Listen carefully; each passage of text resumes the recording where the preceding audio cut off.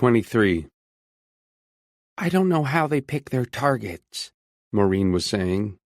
I've often wondered about that, but it must work, because no one has dropped an atomic bomb or started a worldwide war in over 75 years. Think about what a fantastic accomplishment that is. I know some people say God is watching out for us, and some say it's diplomacy or what they call MAD, mutual assured destruction, but I don't believe any of that. It's the Institute. She paused for another drink of water, then resumed. They know which kids to take because of a test most children have at birth. I'm not supposed to know what that test is, I'm just a lowly housekeeper, but I listen as well as snitch. And I snoop. It's called BDNF, which stands for Brain-Derived Neurotrophic Factor. Kids with a high BDNF are targeted, followed, and eventually taken and brought to the Institute. Sometimes they're as old as 16, but most are younger. They grab those with really high BDNF scores as soon as possible. We've had kids here as young as 8. That explains Avery, Luke thought, and the Wilcox twins. They're prepared in front half. Part of the prep is done with injections, part of it with exposure to something Dr. Hendricks calls the Stasi lights. Some of the kids who come in here have telepathic ability, thought readers. Some are telekinetics, mind over matter. After the injections and exposure to the Stasi lights, some of the kids stay the same, but most get at least a little stronger in whatever ability they were taken for, and there are a few, what Hendricks calls pinks, who get extra tests and shots and sometimes develop both abilities. I heard Dr. Hendricks say once that there might even be more abilities, and discovering them could change everything for the better. TP as well as TK, Luke murmured. It happened to me, but I hid it. At least I tried to. When they're ready to be put to work, they're moved from front half into back half. They see movies that show the same person over and over. At home, at work, at play, at family get-togethers. Then they get a trigger image that brings back the Stasi lights and also binds them together. You see, the way it works, when they're alone, their powers are small even after the enhancements. But when they're together, their strength increases in a way, there's a math word for it. Exponentially, Luke said. I don't know the word. I'm tired. The important thing is these children are used to eliminate certain people. Sometimes it looks like an accident. Sometimes it looks... 24. Orphan Annie was a baseball fan, and she usually spent warm summer evenings in her tent listening to the Fireflies, a minor league team out of Columbia. She was happy when one of their players got sent up to the Rumble Ponies, the Double-A franchise in Binghamton, but she was always sorry to lose them. When the game was over, she might sleep a little, then wake and tune to George Allman's show, and see what was going on in what George called the wonderful world of weird. Tonight, however, she was curious about the boy who had jumped from the train. She decided to drift on over to the sheriff's station and see if she could find anything out. They probably wouldn't let her in the front, but sometimes Frankie Potter or Billy Wicklow came out into the alley, where she kept her air mattress and spare supplies, to have a smoke. They might tell her what the kid's story was if she asked nice. After all, she had cleaned him up and comforted him some, and that gave her a rooting interest. A path from her tent near the warehouses ran through the woods on the west side of town. When she went to the alley to spend the night on her air mattress, or inside if it was chilly, they let her do that now, thanks to helping Tim with his Go Slow banner, she followed the path as far as the back side of the Gem, the town's movie theater, where she had seen many interesting movies as a younger and slightly saner woman. Old Jemmy had been closed for the last 15 years, and the parking lot behind it was a wilderness of weeds and goldenrod. She usually cut through this and went up the old theater's crumbling brick flank to the sidewalk. The sheriff's station and the Dupree Mercantile were on the other side of Main Street, with her alley, so she thought of it, running between them. This evening, just as she was about to leave the path for the parking lot, she saw a vehicle turn down Pine Street. It was followed by another. And another. 3 vans going just about nose to tail, and although twilight was advancing, they didn't even have their parking lights on. Annie stood in the trees, watching, as they entered the lot she had been about to cross. They turned as if in formation and stopped in a row, with their noses pointed back toward Pine Street, almost like they might need to make a quick getaway, she thought. The doors opened. Some men and women got out. One of the men was wearing a sport coat and nice-looking trousers with a crease in them. One of the women, older than the others, was wearing a dark red pantsuit. Another was wearing a dress with flowers on it. That one had a purse. The other 4 women didn't. 25.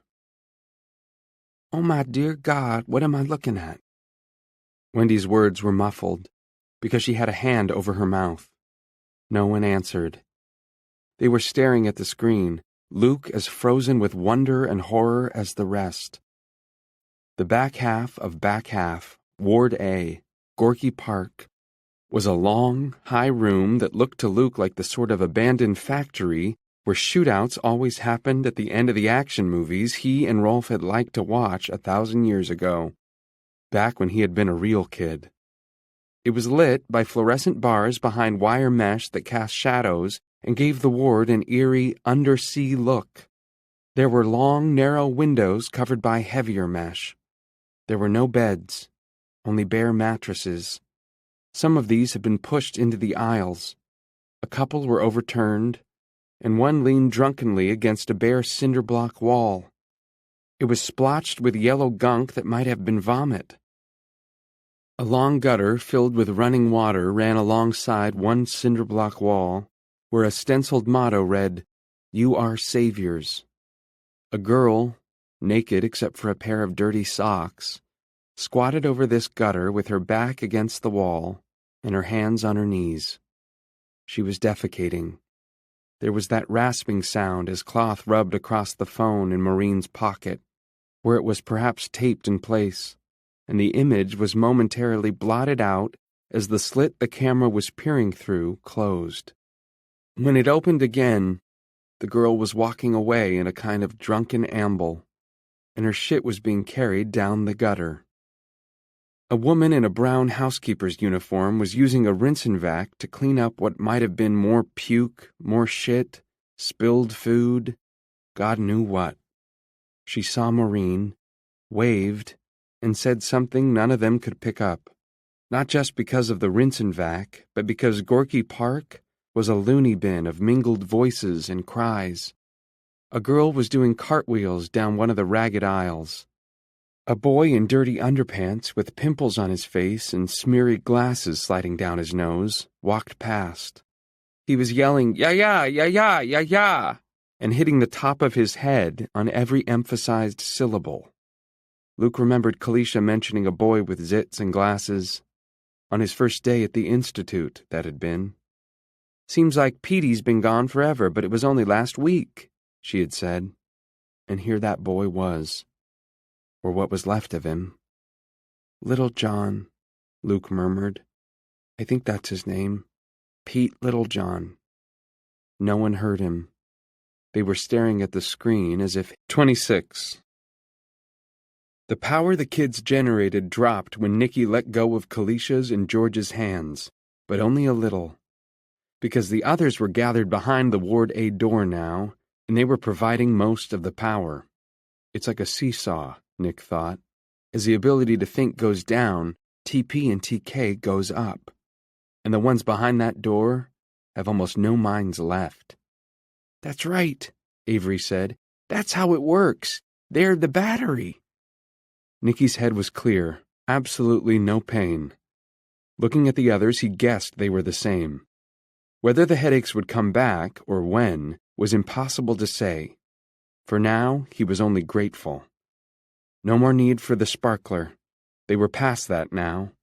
They were riding the hum. Nicky bent over the caretakers who had tased themselves into unconsciousness and started going through their pockets. He found what he was looking for and handed it to Kalisha, who handed it to Avery. "You do it," she said.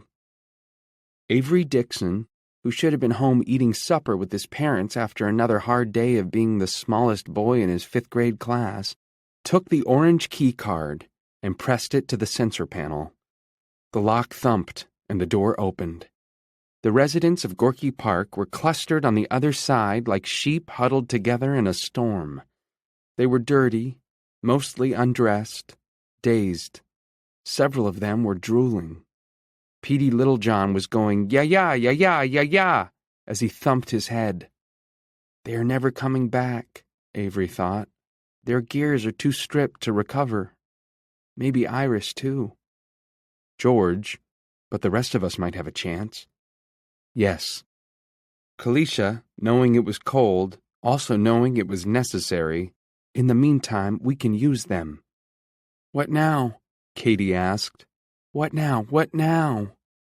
For a moment none of them answered, because none of them knew. Then Avery spoke up. "Front half. Let's get the rest of the kids and get out of here."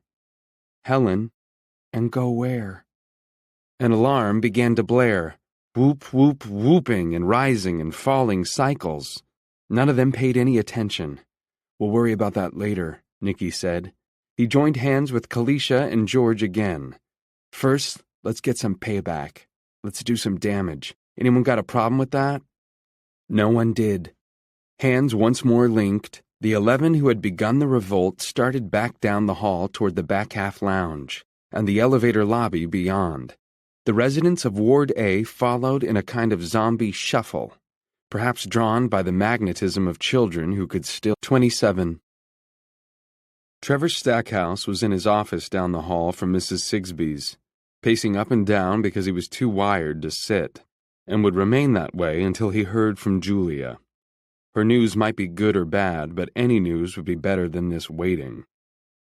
A telephone rang, but it was neither the traditional jingle of the landline or the brrt-brrt of his box phone. It was the imperative double honk of the red security phone. The last time it had rung was when the shit show with those twins and the crossboy had gone down in the cafeteria. Stackhouse picked it up, and before he could say a word, Dr. Hallis was gibbering in his ear. "They're out. The ones who watch the movies for sure, and I think the Gorks are out too. They've heard at least 3 of the caretakers. No, 4. Corinne says she thinks Phil Chaffetz is dead. Shut up!" Stackhouse yelled into the phone. And then, when he was sure, no, not sure, just hopeful, that he had Heckle's attention, he said, "Put your thoughts in order and tell me what happened." Hallis, shocked back to an approximation of his once-upon-a-time rationality, told Stackhouse what he had seen. As he was nearing the end of his story, the Institute's general alarm began to go off.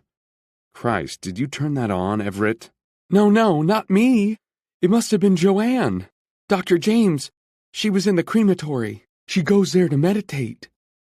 Stackhouse was almost sidetracked by the bizarre image this raised in his mind. Dr. Jekyll sitting cross-legged in front of the oven door, perhaps praying for serenity. And then he forced his mind back to the situation at hand. The back half children had raised some kind of half-assed mutiny. How could it have happened? It had never happened before. And why now? Heckle was still talking, but Stackhouse had heard all he needed. "Listen to me, Everett. Get every orange card you can find and burn them, okay? Burn them." "How? How am I supposed to—" "You've got a goddamn furnace on E-level," Stackhouse roared. "Use the fucking thing for something besides kids." He hung up and used the landline to call Fellows in the computer room. Andy wanted to know what the alarm was about. He sounded scared. "We have a problem in back half, but I'm handling it. Feed the cameras from over there to my computer. Don't ask questions, just do it." He turned on his desktop. Had the elderly thing ever booted up so slowly? And clicked on security cameras. He saw the front half cafeteria, mostly empty, a few kids in the playground.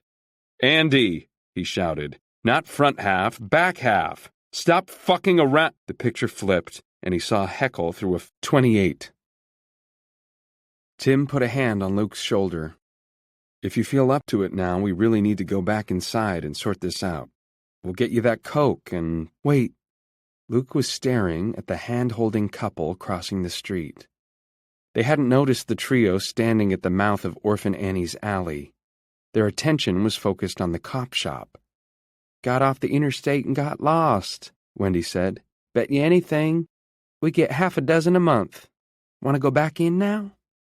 Luke paid no attention.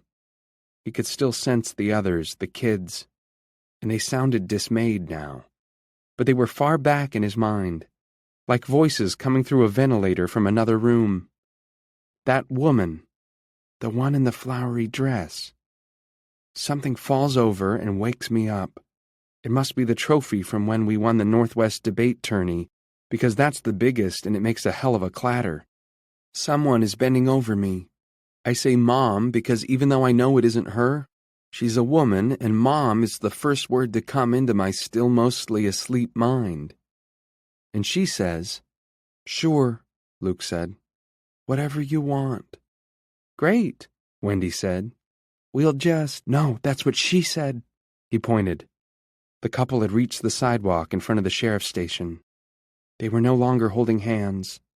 Luke turned to Tim, his eyes wide and panicky. She's one of the ones who took me. I saw her again, in the institute, in the break room. They're here. I told you they'd come, and they're here. Luke whirled and ran for the door, which was unlocked on this side so Annie could get in late at night, should she so desire. What? Wendy began, but Tim didn't let her finish. He ran after the boy from the train, and the thought in his mind was that just maybe the kid had been right about Norbert Hollister, after all. 29. Well? Orphan Annie's whisper was almost too fierce to be called one. Do you believe me now, Mr. Corbett Denton? Drummer didn't reply at first, because he was trying to process what he was looking at. 3 vans parked side by side, and beyond them, a cluster of men and women. Looked like 9 of them, enough to field a damn baseball team. And Annie was right. They were armed. It was twilight now, but the light lingered long in late summer, and besides, the street lights had come on.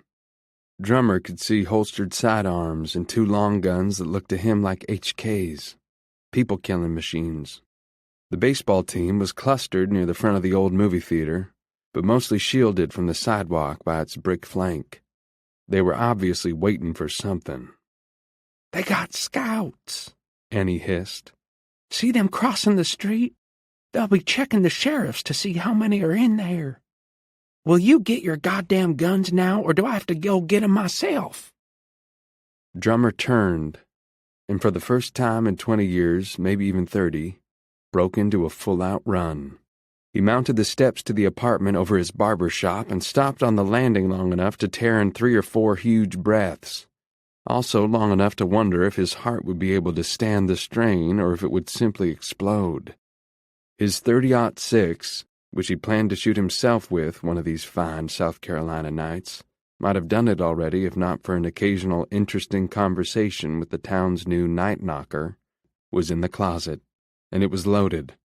So were the .45 automatic pistol and .38 revolver on the high shelf.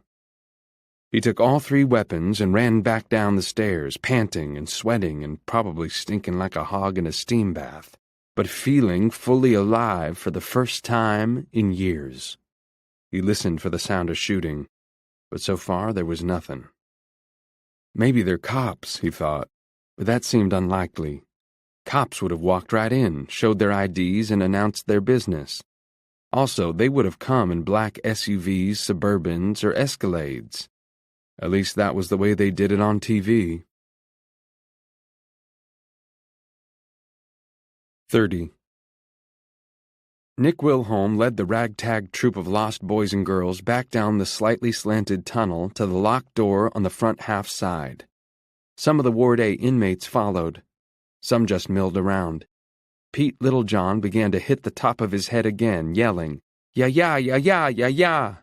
There was an echo in the tunnel that made his rhythmic chant not just annoying, but maddening. "Join hands," Nicky said. "All of us." He lifted his chin to indicate the milling gorks and added, "I think it will bring them." Like bugs to a bug light, Kalisha thought. It wasn't very nice, but the truth so seldom was. They came. As each one joined the circle, the hum became louder. The sides of the tunnel forced their circle into more of a capsule shape, but that was okay. The power was here. Kalisha understood what Nicky was thinking, not just because she was picking it up, but because it was the only play they had left. Stronger together, she thought. And then, out loud to Avery, "Bust that lock, Avester." The hum rose to that feedback scream, and if any one of them had still had a headache, it would have fled in terror. Once again, Kalisha had that sense of sublime power. It came on sparkler nights, but then it was dirty.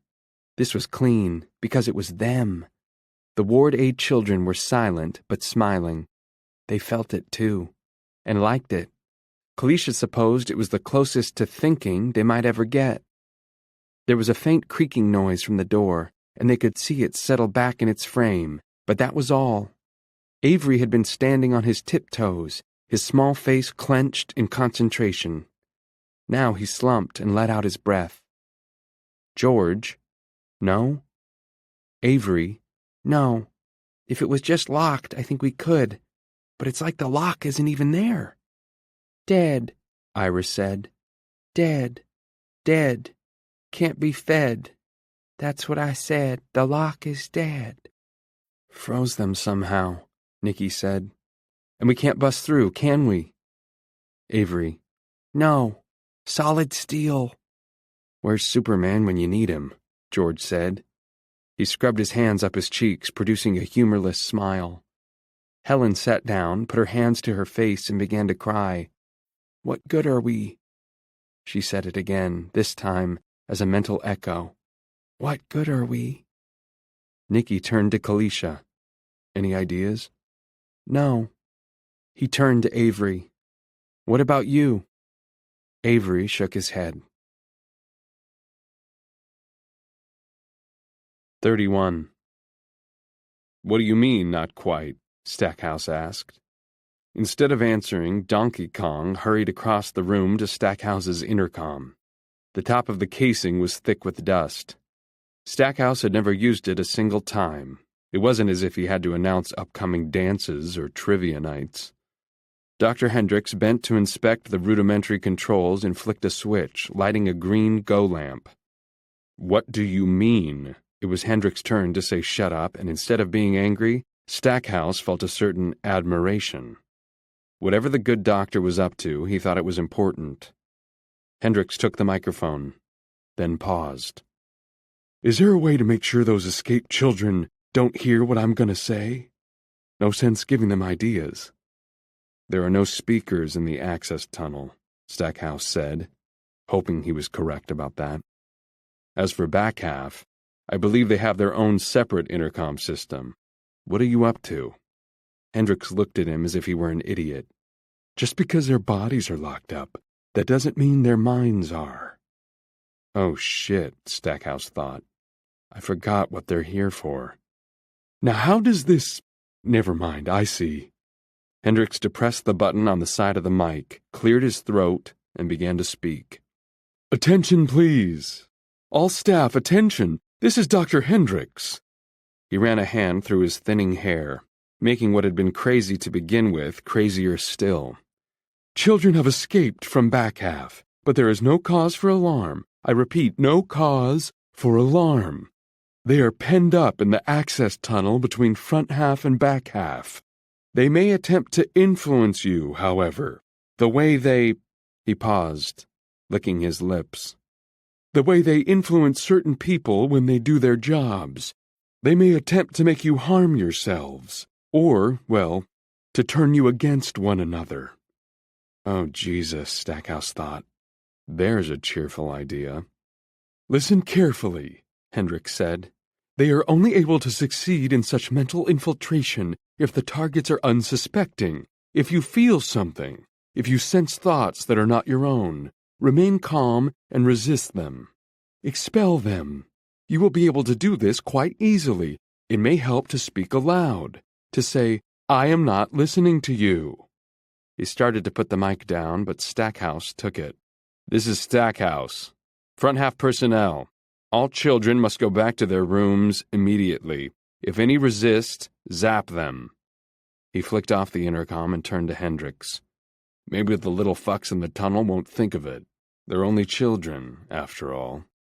Oh, they'll think of it. Hendricks. 32. Tim overtook Luke as the boy opened the door to the holding area. Stay here, Luke. Wendy, you're with me. You don't really think... I don't know what I think. Don't draw your gun, but make sure the strap is off. As Tim and Wendy hurried up the short aisle between the 4 empty cells, they heard a man's voice. He sounded pleasant enough. Good-humored, even. My wife and I were told there are some interesting old buildings in Beaufort, and we thought we'd take a shortcut, but our GPS kinda screwed the pooch. I made him stop to ask for directions, the woman said. And as Tim entered the office, he saw her looking up at her husband, if that was what the blond man really was, with amused exasperation. He didn't want to. Men always think they know where they're going, don't they? I tell you what, we're a little busy just now, Sheriff John said, and I don't have time. It's her! Luke shouted from behind Tim and Wendy, making them both jump. The other officers looked around. Luke shoved past Wendy hard enough to make her stagger against the wall. She's the one who sprayed me in the face and knocked me out! You bitch, you killed my parents! He tried to run at her. Tim caught him by the neck of his shirt and yanked him back. The blond man and the flower dress woman looked surprised and puzzled. Completely normal, in other words. Except Tim thought he'd seen another expression on the woman's face, just for an instant. A look of narrow recognition. I think there's some kind of mistake, she was saying. She tried on a bewildered smile. Who is this boy? Is he crazy? Although he was only the town night knocker, and would be for the next 5 months, Tim reverted to cop mode without thinking, as he had on the night those kids had stuck up the zonies and shot Absamil Dobira. I'd like to see your IDs, folks. Really, there's no need of that, is there? The woman said. I don't know who that boy thinks we are, but we're lost, and when I was a little girl, my mom used to tell me that if you get lost, ask a policeman. Sheriff John stood up. That may be true, and if it is, you won't mind showing us your driver's licenses, will you? Not at all, the man said. Just let me get my wallet. The woman was already reaching into her purse, looking exasperated. Look out! Luke shouted. They have guns! Tag Faraday and George Burkett looked astounded. Frank Potter and Bill Wicklow perplexed. Whoa a second, Sheriff John said. Hands where I can see them. Neither of them paused. Michelle Robertson's hand came out of her purse holding not her driver's license but the Sig Sauer Nightmare Micro she had been issued. Denny Williams had reached behind him for the Glock in his belt rather than his wallet. Both the sheriff and Deputy Faraday were reaching for their service weapons, but they were slow. 33. The 2 HK-37s filled Dupre's formerly peaceful twilight with thunder. Grant and Jones raked the brick front of the sheriff's station, raising puffs of pinkish-red dust, blowing the windows and the glass door panels inward. They were on the sidewalk. The rest of Gold Team was standing spread out behind them in the street. The only exception was Dr. Evans, standing off to one side, his hands over his ears. Yeah! Winona Briggs shouted.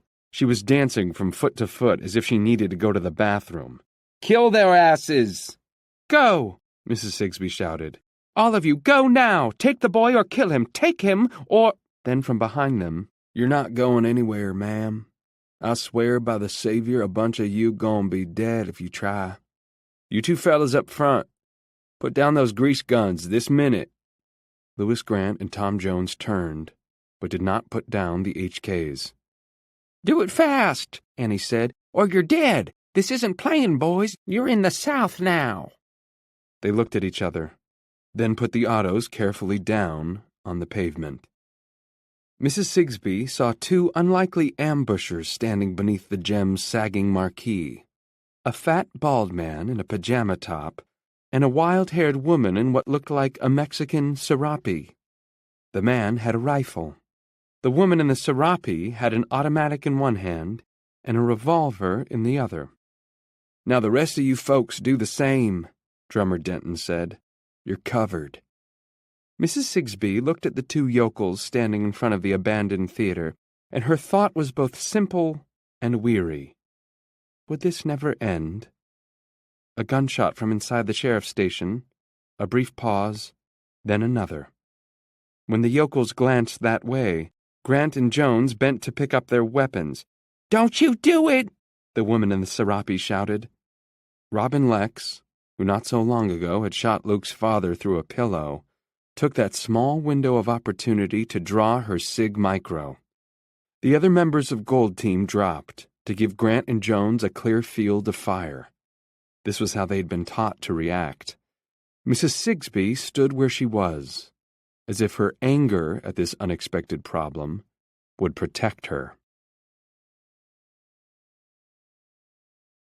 34. As the confrontation in South Carolina began, Kalisha and her friends were sitting in slumped postures of disconsolation near the access door to Front Half. The door they couldn't open because Iris was right. The lock was dead. "Nikki, maybe we can still do something. Get the staff in Front Half the way we got the Red caretakers." Avery was shaking his head. He looked less like a little boy and more like a weary old man. "I tried. Reached out to Gladys because I hate her. Her and her fake smile. She said she wasn't listening and pushed me away."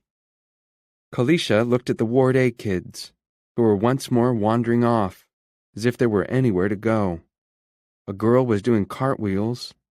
A boy wearing filthy board shorts and a torn t-shirt was knocking his head lightly against the wall. Pete Littlejohn was still getting his yayas out. But they would come if called, and there was plenty of power there. She took Avery's hand. "All of us together." "No," Avery said. "We might be able to make them feel a little weird, dizzy and sick to their stomachs, but that's all." Kalisha, "But why? Why? If we could kill that bomb-making guy way over in Afghanistan." Avery, "Because the bomb-making guy didn't know. The preacher, that Weston guy, he doesn't know. When they know—" George, "They can keep us out." Avery nodded. "Then what can we do?" Helen asked. "Anything?" Avery shook his head. "I don't know." "There's one thing," Kalisha said. "We're stuck here, but we know someone who isn't. But we'll need everybody." She tilted her head toward the wandering exiles from Ward A. "Let's call them."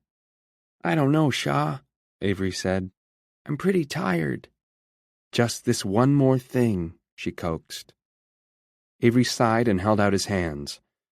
Kalisha, Nikki, George, Helen, and Katie linked up. After a moment, Iris did too. Once again, the others drifted to them. They made the capsule shape, and the hum rose. In Front Half, caretakers and techs and janitors felt it and feared it. But it wasn't directed at them. 1,400 miles away, Tim had just put a bullet between Michelle Robertson's breasts. Grant and Jones were just raising their automatic rifles to rake the front of the sheriff's station. Billy Wicklow was standing on Denny Williams' hand with Sheriff John beside him. The children of the Institute called out to Luke. 35. Luke didn't think about reaching out with his mind to knock the blond man's gun up. He just did it. The Stasi lights came back, momentarily blotting out everything. When they began to fade, he saw one of the cops standing on the blond man's wrist, trying to make him let go of the gun in his hand. The blond man's lips were stretched in a snarl of pain, and blood was pouring down the side of his face, but he was holding on. The sheriff brought his foot back, apparently meaning to kick the blond man in the head again. Luke saw this much, but then the Stasi lights returned, brighter than ever, and the voices of his friends hit him like a hammer blow in the middle of his head. He stumbled backward through the doorway to the holding area, raising his hands as if to ward off a punch, and tripped over his own feet. He landed on his butt just as Grant and Jones opened up with their automatic rifles. He saw Tim tackle Wendy and bring her to the floor, shielding her body with his own. He saw bullets tear into the sheriff and the deputy standing on the blond man's hand. They both went down. Glass flew. Somebody was screaming. Luke thought it was Wendy. Outside, Luke heard the woman who sounded weirdly like Mrs. Sigsbee shout something that sounded like, "All of you, now!" For Luke, dazed from a double dose of the Stasi lights and the combined voices of his friends, the world seemed to slow down. He saw one of the other deputies, wounded, there was blood running down his arm, pivot toward the broken main doors, probably to see who had been shooting. He seemed to be moving very slowly. The blond man was getting to his knees, and he also seemed to be moving slowly. It was like watching an underwater ballet. He shot the deputy in the back, then began turning toward Luke. Faster now, the world speeding up again. Before the blond man could fire, the red-headed deputy bent down, almost bowing, and shot him in the temple. The blond man flew sideways and landed on top of the woman who had claimed to be his wife. A woman outside, not the one who sounded like Mrs. Sigsbee, another one with a southern accent, shouted, "Don't you do it!" More gunfire followed. And then the first woman yelled, "The boy! We have to get the boy!" It is her, Luke thought. I don't know how it can be, but it is. That's Mrs. Sigsbee out there. 36. Robin Lex was a good shot, but the twilight was deepening and the distance was long for a handgun as small as the micro. Her bullet got Drummer Denton high in the shoulder instead of hitting him center mass. It drove him back against the boarded-up box office, and her next two shots went wild. Orphan Annie stood her ground. She had been raised that way in the Georgia canebrakes by a father who told her, "You don't back down, girl, not for nothing." Jean Ledoux had been a crack shot, whether drunk or sober, and he had taught her well. Now she opened fire, with both of Drummer's handguns compensating for the .45 Auto's heavier recoil without even thinking about it. She took down one of the automatic riflemen. It was Tony Fazeli, who would never wield a zap stick again. Never minding the 3 or 4 bullets that whizzed past her, one of them giving a flirty little flick to the hem of her serape. Drummer came back and aimed at the woman who had shot him. Robin was down on one knee in the middle of the street, cursing her cig, which had jammed. Drummer socked the .30-06 into the hollow of the shoulder that wasn't bleeding and put her down the rest of the way. "Stop shooting!" Mrs. Sigsbee was screaming. "We have to get the boy. We have to make sure of the boy. Tom Jones, Alice Green, Lewis Grant, wait for me, Josh Gottfried, Winona Briggs, hold steady." Drummer and Annie looked at each other. "Do we keep shooting or not?" Annie asked. "Fuck if I know," Drummer said. Tom Jones and Alice Green were flanking the battered doors of the sheriff's station. Josh Gottfried and Winona Briggs walked backward, likewise flanking Mrs. Sigsbee and keeping their guns on the unexpected shooters who had blindsided them. Dr. James Evans, who had not been assigned a position, assigned his own. He walked past Mrs. Sigsbee and approached Drummer and Orphan Annie with his hands raised and a placating smile on his face. "Get back here, you fool," Mrs. Sigsbee snapped. He ignored her. "I'm not part of this," he said, speaking to the fat man in the pajama top, who looked to be the saner of the two ambushers. "I never wanted to be part of this, so I think I'll just—" "Oh, sit down," Annie said, and shot him in the foot. She was considerate enough to do it with the .38, which would cause less damage. In theory, at least. That left the woman in the red pantsuit, the woman in charge.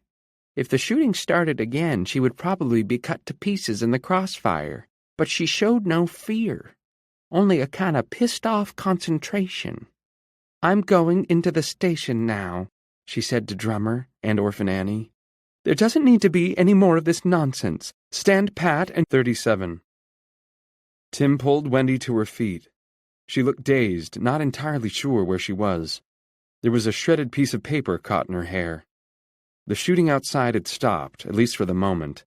It had been replaced by talking. But Tim's ears were ringing, and he couldn't make out the words. And it didn't matter. If they were making peace out there, good. It would be prudent, however, to expect more war. Wendy, okay? Tim, they killed Sheriff John. How many others? He shook her. Are you okay? She nodded. Yes, I think so. Take Luke out the back. She reached for him.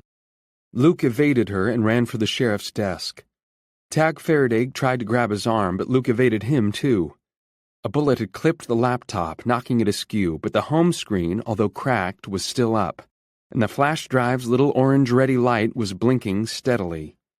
His ears were also ringing, but he was close to the door now and heard Mrs. Sigsbee say, "Make sure you get the boy." Oh, you bitch, he thought. You relentless bitch. Luke grabbed the laptop and dropped to his knees, cradling it to his chest as Alice Green and Tom Jones came through the shattered double doors. Tag raised his sidearm but took a burst from the HK before he could fire, the back of his uniform shirt shredding. The Glock flew from his hand and spun across the floor. The only other deputy still standing, Frank Potter, never moved to defend himself. There was a stunned, unbelieving expression on his face. Alice Green shot him once in the head, then ducked as more gunfire erupted in the street behind them. There were yells and a scream of pain. The gunfire and the scream momentarily distracted the man with the HK. Jones wheeled in that direction and Tim double-tapped him, one in the back of the neck and the other in the head. Alice Green straightened and came on, stepping over Jones, her face set, and now Tim saw another woman crowding in behind her. An older woman wearing a red pantsuit, also holding a gun. Dear Christ, he thought, how many are there?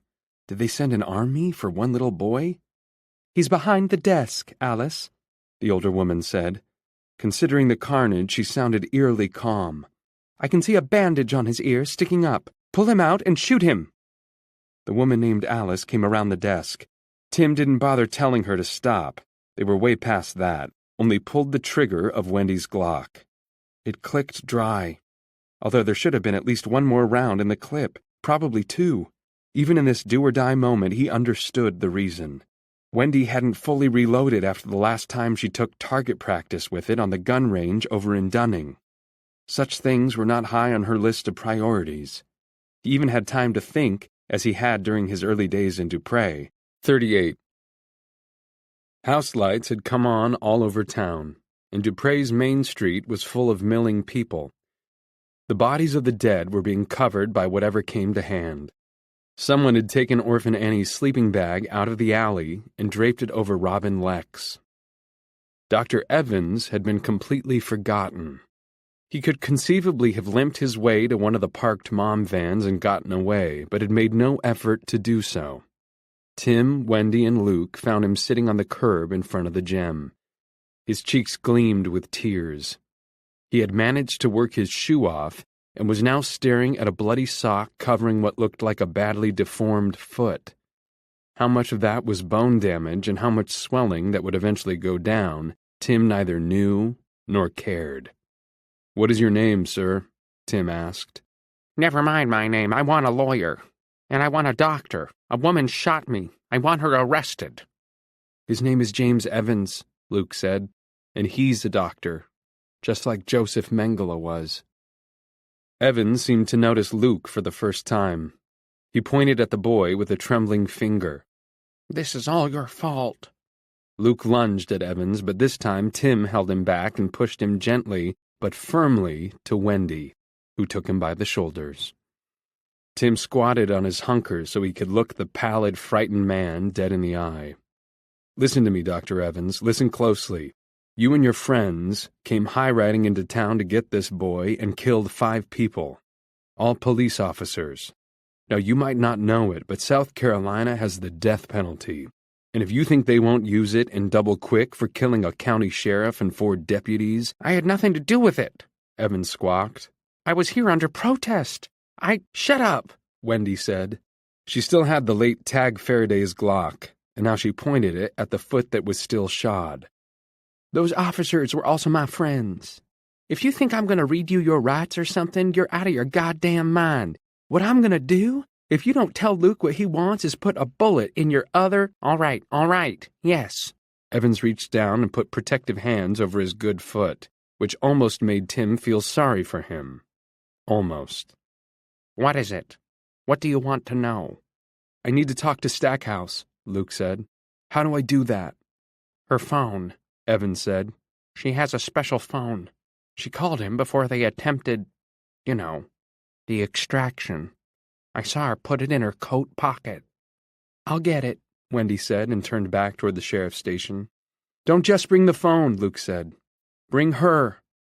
Luke, she's been shot. We might need her, Luke said. His eyes were stony. Why? 39. Gladys Hickson stood in front of Stackhouse at parade rest, her feet apart and her hands behind her back. The fake smile that every child in the Institute came to know and hate was nowhere in evidence. You understand the current situation, Gladys? Yes, sir. The back half residents are in the access tunnel. Correct. They can't get out, but as of now, we can't get in. I understand that they have tried to, shall we say, fiddle with some of the staff using their psychic abilities. Yes, sir. It doesn't work. But it's uncomfortable. Yes, sir. A bit. There's a kind of humming. It's distracting. It's not here in admin, at least not yet, but everybody in front half feels it. Which made sense, Stackhouse thought. Front half was closer to the tunnel. Right on top of it, you could say. It seems to be getting stronger, sir. Maybe that was just her imagination. Stackhouse could hope so, and he could hope Donkey Kong was right when he insisted that Dixon and his friends couldn't influence prepared minds, not even if the Gorks were adding their undeniable force to the equation, but as his grandfather used to say, hope don't win horse races.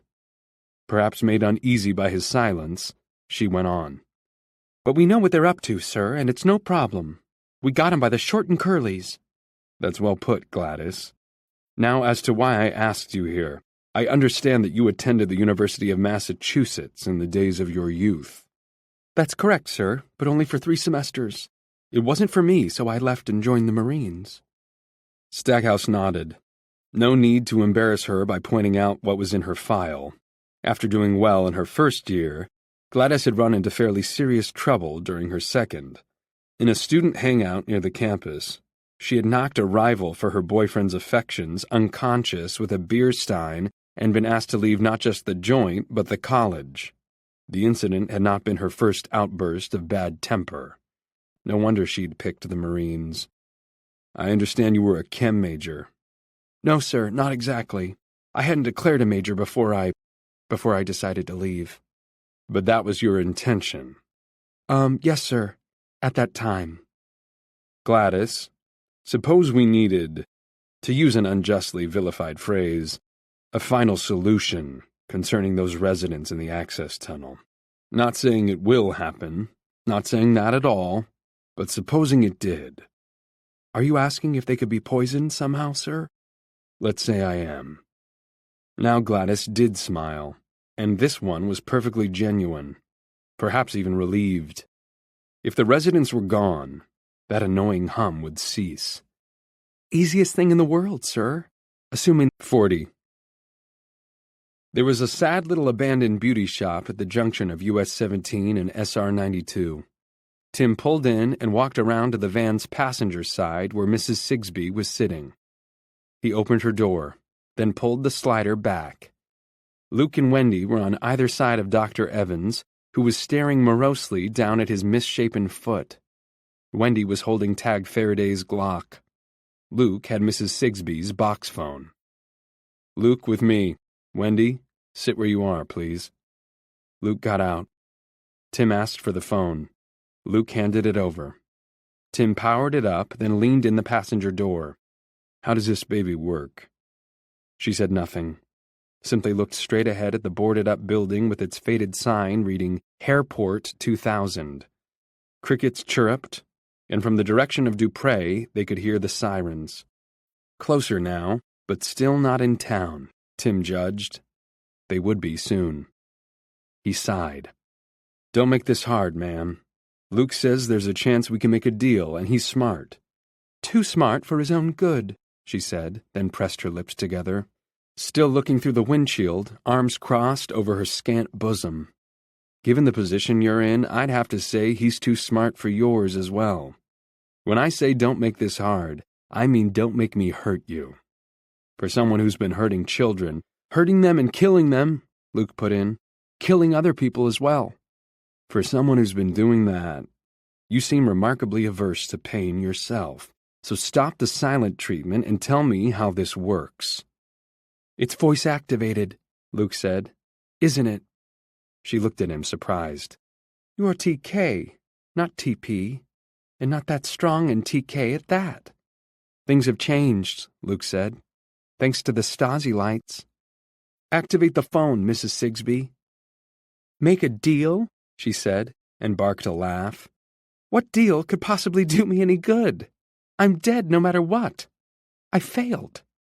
Tim leaned in the sliding door. Wendy, hand me the gun. She did so without argument. Tim put the muzzle of Deputy Faraday's service automatic to the pant leg that was still there, just below the knee. This is a Glock, ma'am. If I pull the trigger, you will never walk again. The shock and blood loss will kill her, Dr. Evans squawked. 5 dead back there, and she's responsible, Tim said. Do you think I really care? I've had it with you, Mrs. Sigsbee. This is your last chance. You might lose consciousness at once, but I'm betting your lights will stay on for a while. Before they go out, the pain you feel will make that bullet groove in your other leg feel like a kiss goodnight. She said nothing. Wendy said, 41. Almost an hour after Julia's last contact, much too long, Stackhouse's box phone lit up and began to buzz. He grabbed it. Have you got him, Julia? The voice that replied was so astounding that Stackhouse almost dropped the phone. No, Luke Ellis said. You've got it backward. Stackhouse could hear undeniable satisfaction in the little shit's voice. We've got her. What? What? At first he could think of nothing else to say. He didn't like that we. What steadied him was the thought of the 3 passports locked in his office safe, and the carefully thought-out exit strategy that went with them. Not following that? Luke asked. Maybe you need a dunk in the immersion tank. It does wonders for your mental abilities. I'm living proof. I bet Avery is too. Stackhouse felt a strong urge to end the call right there, to simply gather up his passports and get out of here, quickly and quietly. What stopped him was the fact that the kid was calling at all. That meant he had something to say, maybe something to offer. Luke, where is Mrs. Sigsbee? Right here, Luke said. She unlocked your phone for us. Wasn't that great of her? Us. Another bad pronoun. A dangerous pronoun. There's been a misunderstanding, Stackhouse said. If there's any chance we can put this right, it's important that we do so. The stakes are higher than you know. Maybe we can, Luke said. That would be good. Terrific. If you could just put Mrs. Sigsbee on for a minute or two so I know she's all right. Why don't you talk to my friend instead? His name is Tim. Stackhouse waited, sweat trickling down his cheeks. He was looking at his computer monitor. The kids in the tunnel who had started the revolt, Dixon and his friends, looked like they were asleep. The Gorks weren't. They were walking around aimlessly, gabbling away and sometimes running into each other like bumper cars in an amusement park. One had a crayon or something and was writing on the wall. Stackhouse was surprised. He wouldn't have thought any of them still capable of writing. Maybe it was just scribbling. The goddamn camera wasn't good enough to make it out. Fucking substandard equipment. Mr. Stackhouse? Yes. Who am I speaking to? Tim. That's all you need right now. I want to speak to Mrs. Sigsbee. Say something, but make it quick, said the man calling himself Tim. I'm here, Trevor, Julia said. And I'm sorry. It just didn't work out. How? Never mind how, Mr. Stackhouse, said the man calling himself Tim. And never mind the queen bitch here. We need to make a deal, and we need to do it fast. Can you shut up and listen? Yes. 42. Luke handed the box phone to Tim as if glad to be rid of it. How do you know he has a fake ID? Wendy asked. Did you read it in his mind? No, Luke said. But I bet he has plenty. Passports, driver's licenses, birth certificates. I bet a lot of them do. Maybe not the caretakers and techs and cafeteria staff, but the ones on top. They're like Eichmann or Walter Rauff, the guy who came up with the idea of building mobile gas chambers. Luke looked at Mrs. Sigsbee. Ralph would have fit right in with your people, wouldn't he?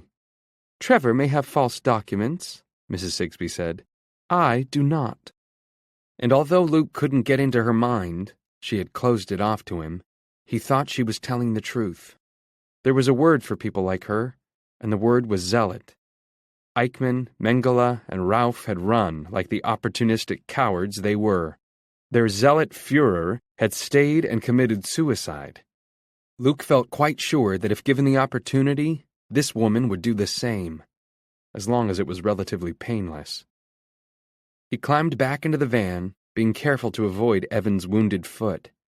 Mr. Stackhouse thinks I'm coming to him, but that's not right. No? Tim asked. No, I'm coming for him. The Stasi light flared in front of Luke's eyes in the growing gloom, and the van's sliding door rolled shut on its own. The Big Phone. 1. As far as Beaufort, the interior of the van was mostly silent. Dr. Evans did try to start a conversation once, again wanting them to know that he was an innocent party in all this. Tim told him he had a choice. Either shut up and get a couple of the oxycodone tablets Dr. Roper had provided, or keep talking and endure the pain in his wounded foot. Evans opted for silence and the pills. There were a few more in the little brown bottle. Tim offered one to Mrs. Sigsbee, who dry-swallowed it without bothering to say thank you. Tim wanted quiet for Luke, who was now the brains of the operation. He knew most people would think him nuts for allowing a 12-year-old to create a strategy intended to save the kids in that tunnel without getting killed themselves, but he noticed that Wendy was also keeping quiet. She and Tim knew what Luke had done to get here. They had seen him in operation since, and they understood. What exactly was that understanding? Why, that aside from having a yard of guts, the kid also happened to be a genuine bottled-in Bond genius. These Institute thugs had taken him to obtain a talent that was, at least before its enhancement, little more than a parlor trick. They considered his brilliance a mere adjunct to what they were really after, making them like poachers willing to slaughter a 12,000-pound elephant to get 90 pounds of ivory. Tim doubted if Evans could appreciate the irony, but he guessed Sigsbee could. If she ever allowed the idea, mental house room, that was. A clandestine operation that had lasted for decades brought down by the very thing they had considered dispensable. This child's formidable intellect. 2. Around 9 o'clock, just after passing the Beaufort city limits, Luke told Tim to find a motel. Don't stop in front, though. Go around to the back. There was an Econo Lodge on Boundary Street, its rear parking lot shaded by magnolias. Tim parked by the fence and killed the engine. This is where you leave us, Officer Wendy, Luke said. Tim? Wendy asked. What's he talking about? About you booking a room, and he's right, Tim said. You stay, we go. Come back here after you get your key, Luke said, and bring back some paper. Have you got a pen? Of course, and I have my notebook. She tapped the front pocket of her uniform pants. But I'll explain as much as I can when you get back. But what it comes down to is you're our insurance policy. Mrs. Sigsbee addressed Tim for the first time since the abandoned beauty parlor. What this boy has been through has made him crazy. And you'd be crazy to listen to what he says. The best thing the three of you could do is leave Dr. Evans and me here and run. Which would mean leaving my friends to die, Luke said. Mrs. Sigsbee smiled. Really, Luke, think. What have they ever done for you? You wouldn't understand, Luke said. Not in a million years. Go on, Wendy, Tim said. He took her hand and squeezed it. Get a room, then come back. She gave him a doubtful look but handed him the Glock, got out of the van, and headed for the office. Dr. Evans said, "I want to emphasize that I was here under protest." "Yes," Tim said. "We got that. Now shut up." "Can we get out?" Luke asked. "I want to talk to you without—" He nodded at Mrs. Sigsbee. "Sure, we can do that." Tim opened both the passenger door and the slider, then stood against the fence dividing the motel from the closed car dealership next door. Luke joined him. From where Tim stood, he could see both of their unwilling passengers, and could stop them if either decided to try making a run. He didn't think that was very likely, considering one had been shot in the leg and the other in the foot. "What's up?" Tim asked. "Do you play chess?" "I know the game, but I was never very good at it." "I am," Luke said. He was speaking low. "And now I'm playing with him. Stackhouse. Do you get that?" "I think I do." Trying to think 3 moves ahead, plus counters to his future moves. Tim nodded. "In chess, time isn't a factor unless you're playing speed chess, and this game is. We have to get from here to the airfield where the plane is waiting, then to someplace near Presque Isle where the plane is based, from there to the Institute. I can't see us making it until at least 2 in the morning. Does that sound right to you?" 3. 9:15. The Institute was quiet. The kids currently in front half were asleep, aided by sedatives Joe and Haddad had handed out. In the access tunnel, the 5 who had started the mutiny were also sleeping, but probably not deeply. Stackhouse hoped their headaches would be fucking them up most awesomely. The only kids still awake were the Gorks, rambling around almost as if they had somewhere to go. Sometimes they made circles, like they were playing Ring Around the Rosie. Stackhouse had returned to Mrs. Sigsbee's office and opened the locked bottom drawer of her desk with the duplicate key she had given him. Now he held the special box phone in his hand, the one they called the green phone, or sometimes the zero phone. He was thinking of something Julia had once said concerning that phone with its 3 buttons. This had been in the village one day last year, back when Heckle and Jekyll still had most of their brain cells working. The back half kids had just offed a Saudi bagman who was funneling money to terrorist cells in Europe, and it had totally looked like an accident. Life was good. Julia invited him to dinner to celebrate. They had split a bottle of wine before, and a second bottle during and after. It had loosened her tongue. "I hate making update calls on the zero phone. That man with the lisping voice, I always imagine him as an albino. I don't know why. Maybe something I saw in a comic book when I was a girl. An albino villain with X-ray eyes." Stackhouse had nodded his understanding. "Where is he? Who is he?" "Don't know and don't want to know. I make the call, I give my report, then I take a shower. There would only be one thing worse than calling on the zero phone. That would be getting a call."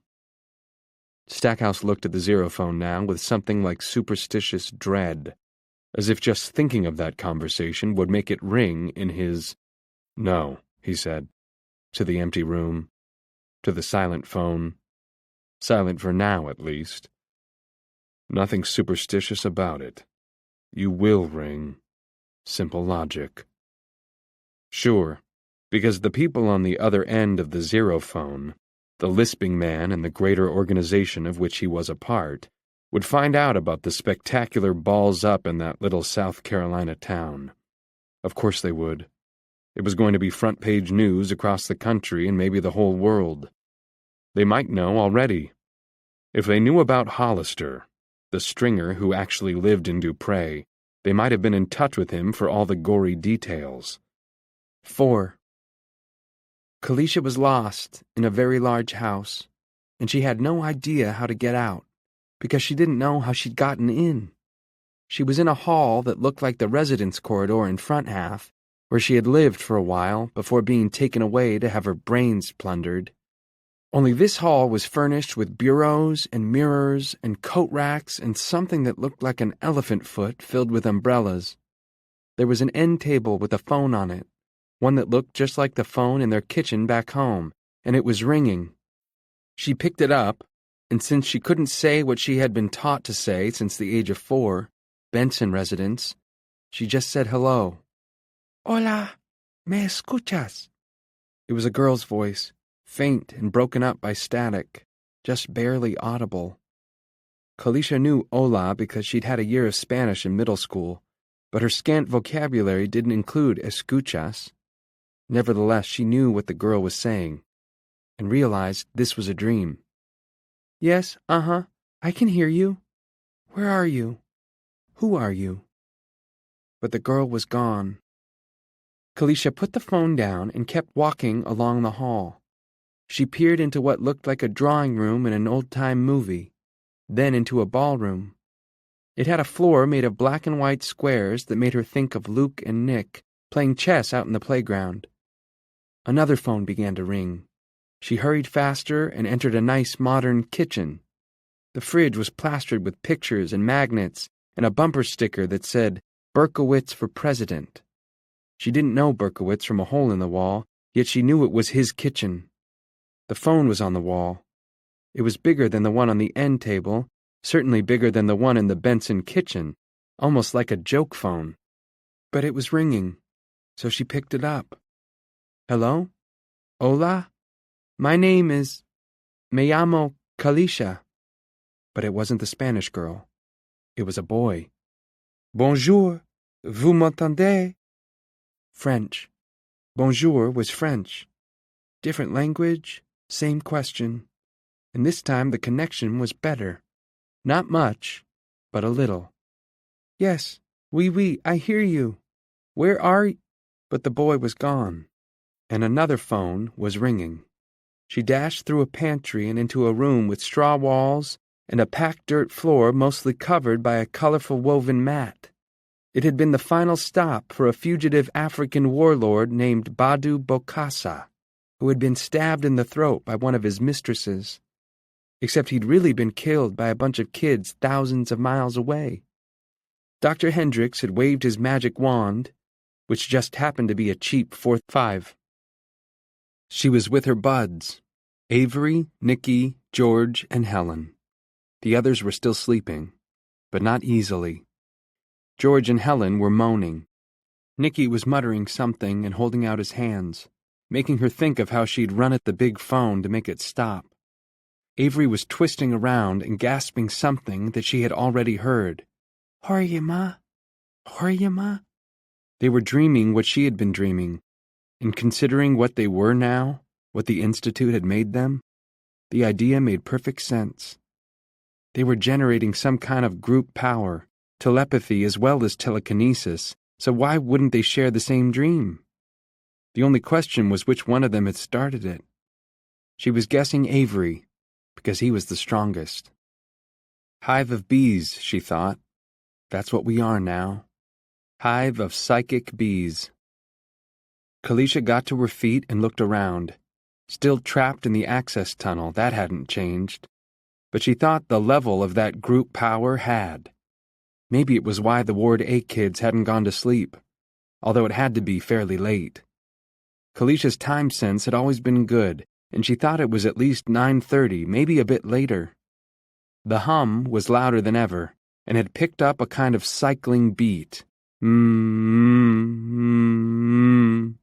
She saw with interest, but no real surprise, that the overhead fluorescents were cycling with the hum, going bright, fading a little, then going bright again. TK you can actually see, she thought, for all the good it does us. Pete Littlejohn, the boy who had been beating on his head and going ya, came loping toward her. In front half, Pete had been kind of cute and kind of annoying, like a little brother that tags after you everywhere and tries to listen in while you and your girlfriends are telling secrets. Now he was hard to look at with his wet, drooping mouth and empty eyes. Me escuchas? He said. Horst du mich? You dreamed it too, Kalisha said. Pete paid no attention, just turned back toward his wandering mates, now saying something that sounded like Stises Mini. God only knew what the language was, but Kalisha was sure it meant the same as all the others. I hear you, Kalisha told no one. But what do you want? About halfway down the tunnel toward the locked door into back half, something had been written on the wall in crayon. Kalisha walked down to look at it, dodging past several wandering Ward A kids to get there. Written in big purple letters was, "Call the big phone. Answer the big phone." To the Gork's word 6. 9:45, in the parking lot of the Econo Lodge in Beaufort, South Carolina. I'm listening, Stackhouse said. If you let me help you, maybe we can work this out together. Let's discuss it. Let's not, Luke said. All you have to do is listen and make notes because I don't want to have to repeat myself. Is your friend Tim still with you? Do you want the flash drive or not? If you don't, keep talking. If you do, shut the fuck up. Tim put a hand on Luke's shoulder. In the front seat of the van, Mrs. Sigsbee was shaking her head sadly. Luke didn't have to read her mind to know what she was thinking. A boy trying to do a man's work. Stackhouse sighed. Go ahead. Pen and paper at the ready. First, Officer Wendy doesn't have the flash drive. That comes with us. But she knows the names of my friends. Kalisha, Avery, Nikki, Helen, a couple more. And where they came from. If their parents are dead, like mine, that will be enough to support an investigation, even without the flash drive. She'll never have to say a word about psychic kids or the rest of your murderous bullshit. They'll find the Institute. Even if you got away, Stackhouse, your bosses would hunt you down. We're your best chance of living through this. Got it? Spare me the cell job. What's this Officer Wendy's last name? Tim, who was leaning close enough to hear both sides of the conversation, shook his head. This was advice Luke didn't need. Never mind. Second, call the plane your posse came down in. Tell the pilots they are to lock themselves in the cockpit as soon as they see us coming. Tim whispered 2 words. Luke nodded. But before they do that, tell them to lower the air stairs. How will they know it's you? Because we'll be in one of the vans your hired killers came in. Luke was pleased to give Stackhouse this information, hoping it rammed home the point. Mrs. Sigsbee had swung and missed. We don't see the pilot and co-pilot, and they don't see us. We land where the plane took off, and they stay inside the cockpit. With me so far? Yes. Third, I want a van waiting for us, a 9-seater, just like the one we drove out of Dupre. We don't. Bullshit, you don't. You've got a motor pool in that little barracks town of yours. I saw it. Now, are you going to work with me on this, or should I just give up on you?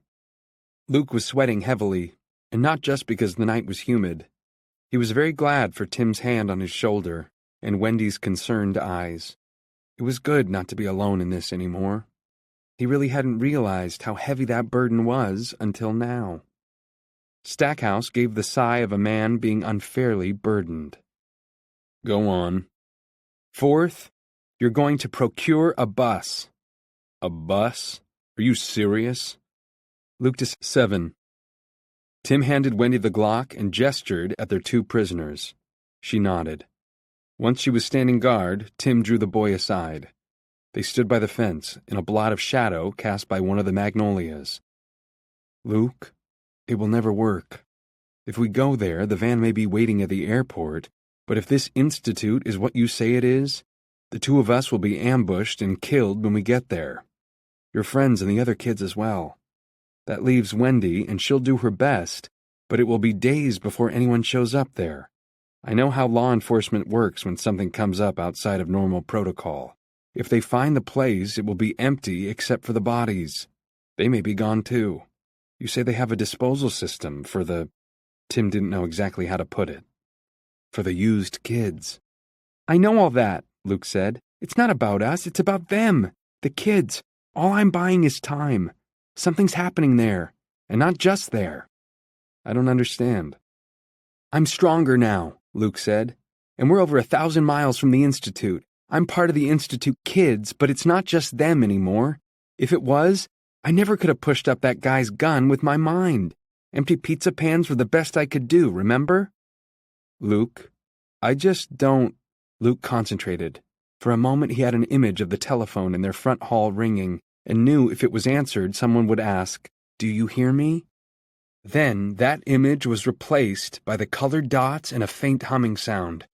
The dots were dim rather than bright, which was good. He wanted to show Tim, but not hurt him, and hurting him would be so easy. Tim stumbled forward into the chain-link fence as if pushed by invisible hands, and got his forearms up just in time to keep from dashing his face. "Tim?" Wendy called. "I'm okay," Tim said. "Keep your eyes on them, Wendy." He looked at Luke. "You did that?" "It didn't come from me, it came through me," Luke said. Because they had time now, a little at least, and because he was curious, he asked, "What was it like?" "A strong gust of wind." "Sure it was strong," Luke said. "Because we're stronger together. That's what Avery says." "He's the little kid." "Yes. He was the strongest one they've had in a long time. Maybe years. I don't know exactly what happened, but I'm thinking they must have put him in the immersion tank. Given that near-death experience that enhances the Stasi lights, only with none of the limiting injections." "I'm not following you." Luke didn't seem to hear him. "It was punishment, I bet, for helping me get away." He tilted his head toward the van. "Mrs. Sigsbee might know. It might even have been her idea. Anyway, it backfired. It must have, because they mutinied." 8. Kalisha Benson, Avery Dixon, George Iris, Nicholas Wilholm, Helen Sims. 5 kids sitting at the end of the access tunnel, next to the locked door giving, not that it would give, on front half's F level. Katie Givens and Hal Leonard had been with them for a while, but now they had joined the Ward A kids, walking with them when they walked, joining hands when they decided to make one of those rings. So would Len, and Kalisha's hopes for Iris were fading, although so far Iris was just looking on as the Ward A kids circled, broke apart, then circled again. Helen had come back, was fully with them. Iris might be too far gone. The same with Jimmy Cullum and Donna Gibson, whom Kalisha had known in front half. Thanks to her chicken pox, she had been around much longer than the usual residents there. The Ward A kids made her sad, but Iris was worse. The possibility that she might be fucked up beyond repair, that idea was horrible, Nikki said. She looked at him half-scoldingly. "Are you in my head?"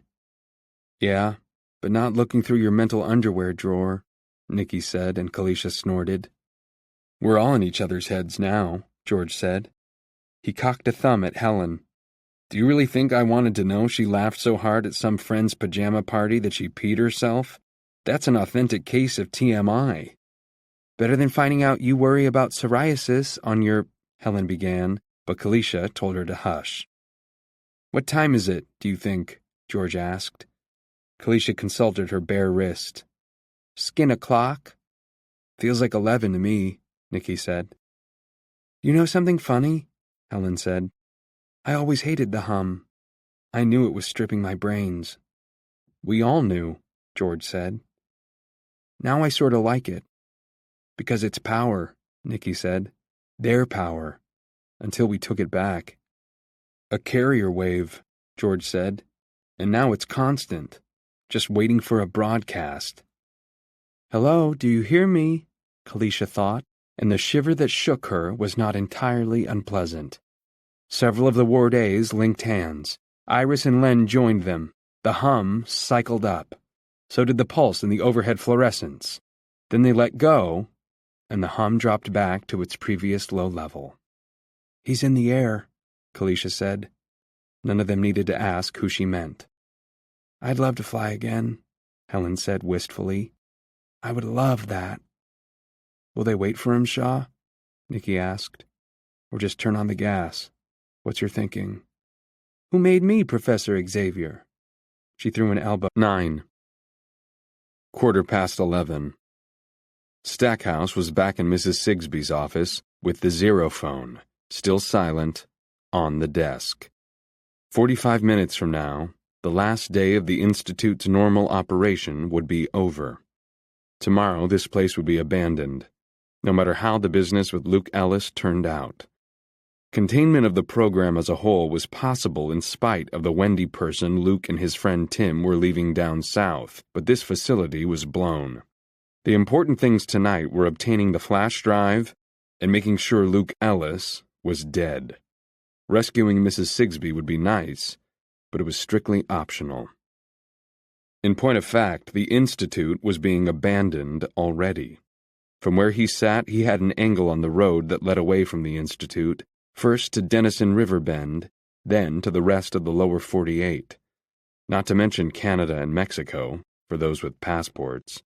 Stackhouse had called in Zeke, Chad, Chef Doug, 20 years with Halliburton, and Dr. Felicia Richardson, who had come to them from the Hawk Security Group. They were people he trusted. As for the others, he had seen their departing headlights flickering through the trees. He guessed only a dozen so far, but there would be more. Soon, front half would be deserted except for the children currently in residence there. Maybe it was already. But Zeke, Chad, Doug, and Dr. Richardson would stick. They were loyalists. And Gladys Hickson. She would stick as well, maybe after all the others were gone. Gladys wasn't just a scrapper. Stackhouse was becoming more and more certain that she was an out-and-out psycho. I'm psycho myself for staying, Stackhouse thought, but the brat's right. They'd hunt me down. And he's walking right into it. Unless he's playing me, Stackhouse murmured. Rosalind, Mrs. Sigsbee's assistant, stuck her head in. Her usually perfect makeup had eroded over the course of the last difficult 12 hours, and her usually perfect graying hair was sticking up on the sides. Mr. Stackhouse? Yes, Rosalind. Rosalind looked troubled. I believe Dr. Hendricks may have left. I believe I saw his car about 10 minutes ago. I'm not surprised. You should go yourself, Rosalind. Head home. He smiled. It felt strange to be smiling on a night like this, but it was a good strange. I just realized that I've known you since I came here, many moons, and I don't know where home is for you. Missoula, Rosalind said. She looked surprised herself. That's in Montana. At least I suppose it's still home. 10. 12:15. The Challenger aircraft, with 940 NF on the tail and Maine Paper Industries on the side, droned north toward Maine at 39,000 feet. With a helping push from the jet stream, its speed was fluctuating gently between 520 and 550 miles an hour. Their arrival in Alcaloo and subsequent takeoff had gone without incident, mostly because Mrs. Sigsbee had a VIP entry pass from the Regal Air FBO, and she had been more than willing to use it to open the gate. She smelled a chance, still slim but there, of getting out of this alive. The Challenger stood in solitary splendor with its air stairs down. Tim had raised the stairs himself, secured the door, and then hammered on the closed cockpit door with the butt of the dead deputy's Glock. I think we're all tight back here. If you've got a green board, let's roll. There was no answer from the other side of the door, but the engines began to cycle up. 2 minutes later, they went airborne. Now they were somewhere over West Virginia, according to the monitor on the bulkhead, and Dupree was in the rear view. Tim hadn't expected to leave so suddenly, and certainly not under such cataclysmic circumstances. Evans was dozing, and Luke was dead to the world. Only Mrs. Sigsbee was still awake, sitting upright, her gaze fixed on Tim's face. There was something reptilian about those wide, expressionless eyes. The last of Doc Roper's pain pills might have put her out, but she had refused in spite of what must have been fairly bad pain. She had been spared a serious gunshot wound, but even a groove hurt plenty. You have law enforcement experience, I believe, she said. It's in the way you carry yourself, and in the way you reacted, quickly and well. Tim said nothing, only looked at her. He had put the Glock beside him on the seat. Firing a gun at 39,000 feet would be a very bad idea, and really, why would he? even if they'd been at a much lower altitude. He was taking this bitch exactly where she wanted to go. I don't understand why you're going along with this plan. She nodded at Luke, who, with his dirty face and bandaged ear, looked much younger than 12. We both know he wants to save his friends, and I think we both know the plan is silly. Idiotic, really. Yet you agreed. Why was that, Tim? Tim said nothing. Why you'd get involved in the first place is a mystery to me. Help me understand. 11. Midnight. The box phone gave its hoarse cry.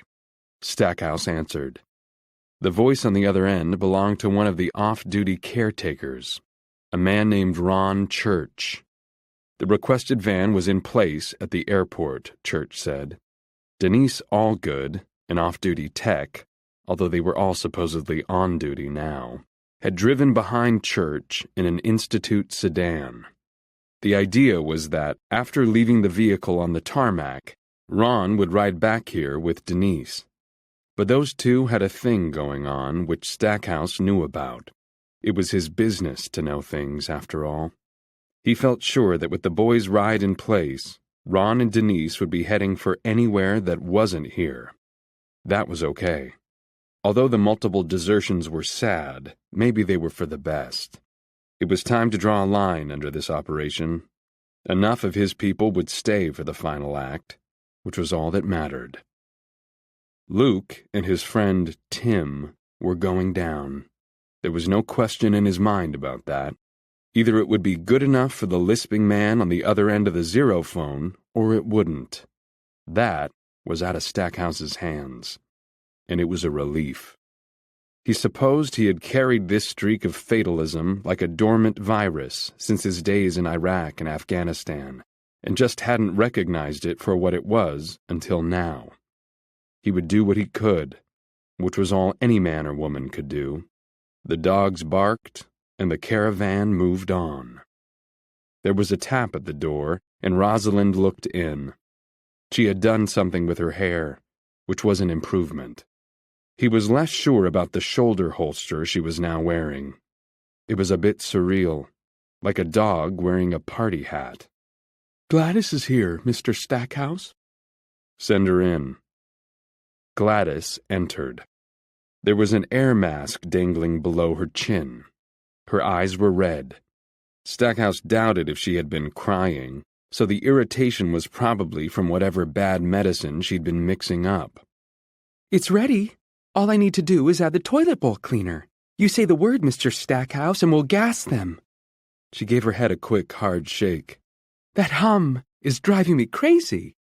From the look of you, you don't have far to go, Stackhouse thought. But she was right about the hum. The thing was, you couldn't get used to it. Just when you thought you might, it would rise in volume. Not in your ears, exactly, but inside your head. Then, all at once, it would drop back to its former and slightly more bearable level. I was 12. 12:30. Kalisha was watching the Ward A kids and thinking about the Ohio State Marching Band. Her dad loved Buckeyes football, and she had always watched with him for the closeness. But the only part she really cared about was halftime show, when the band, the pride of the Buckeyes, the announcer always proclaimed, would take the field, simultaneously playing their instruments and making shapes that were only discernible from above. Everything from the S on Superman's chest to a fantastic Jurassic Park dinosaur that walked around nodding its saurian head. The Ward A kids had no musical instruments, and all they made when they joined hands was the same circle, irregular because the access tunnel was narrow, but they had the same, there was a word for it, synchronicity, Nicky said. She looked around, startled. He smiled at her, brushing his hair back to give her a better look at eyes that were, let's face it, sort of fascinating. That's a big word, even for a white boy. I got it from Luke. You hear him? You're in touch with him? Sort of. Off and on. It's hard to tell what's my thinking and what's his. It helped that I was asleep. Awake, my thoughts get in the way. Like interference? He shrugged. I guess. But if you open your mind, I'm pretty sure you can hear him too. He comes through even clearer when they make one of their circles. He nodded to the Ward A kids, who had resumed their aimless wandering. Jimmy and Donna were walking together, swinging their linked hands. Want to try? Kalisha tried to stop thinking. It was surprisingly hard at first, but when she listened to the hum, it got easier. The hum was sort of like mouthwash, only for the brain. What's funny, Kay? Nothing. Oh, I get it, Nikki said. Mind wash instead of mouthwash. I like that. I'm getting something, but not much. He might be sleeping. Probably is, but he'll wake up soon, I think, because we're awake. Synchronicity, she said. That's some badass word, and it sounds just like him. You know the tokens they used to give us for the machines? Luke called them emoluments. That's another badass word. Luke's special because he's so smart. Nikki looked at Avery, who was leaning against Helen, both of them dead asleep. And the Avester's special just because, well, just because he's Avery. Yeah, Nikki grinned. And those idiots went and souped him up without putting a governor on his engine. His smile was, let's face it, as fascinating as his eyes. It's the two of them together that put us where 13. 150. The Challenger touched down on the runway of a private airstrip owned by a shell company called Main Paper Industries. It taxied to a small darkened building. As it approached, a trio of motion-activated lights on the roof triggered, illuminating a boxy ground power unit and a hydraulic container loader.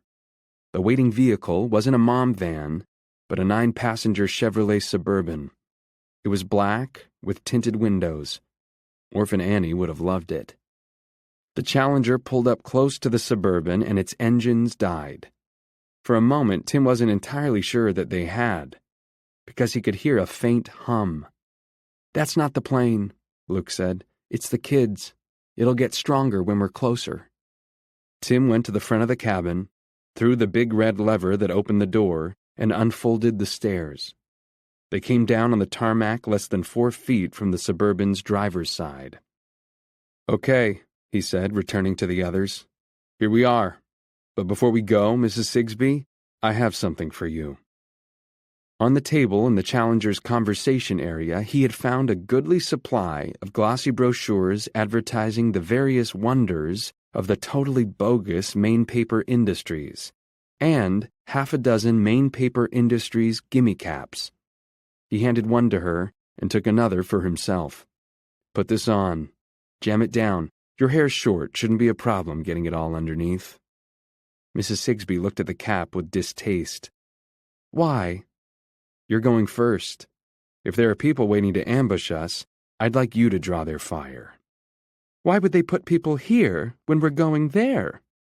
I admit it seems unlikely, so you won't mind going first.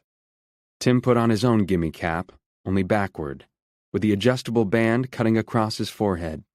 Luke thought he was too old to wear a hat that way. It was a kid thing, but kept his mouth shut. He thought maybe it was Tim's way of psyching himself up.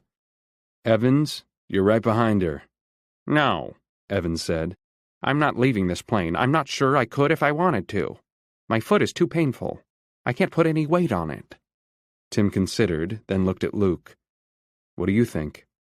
He's telling the truth, Luke said. He'd have to hop down the stairs, and they're steep. He might fall. I shouldn't have been here in the first place, Dr. Evans said. A fat tear squeezed from one of his eyes. I'm a medical man.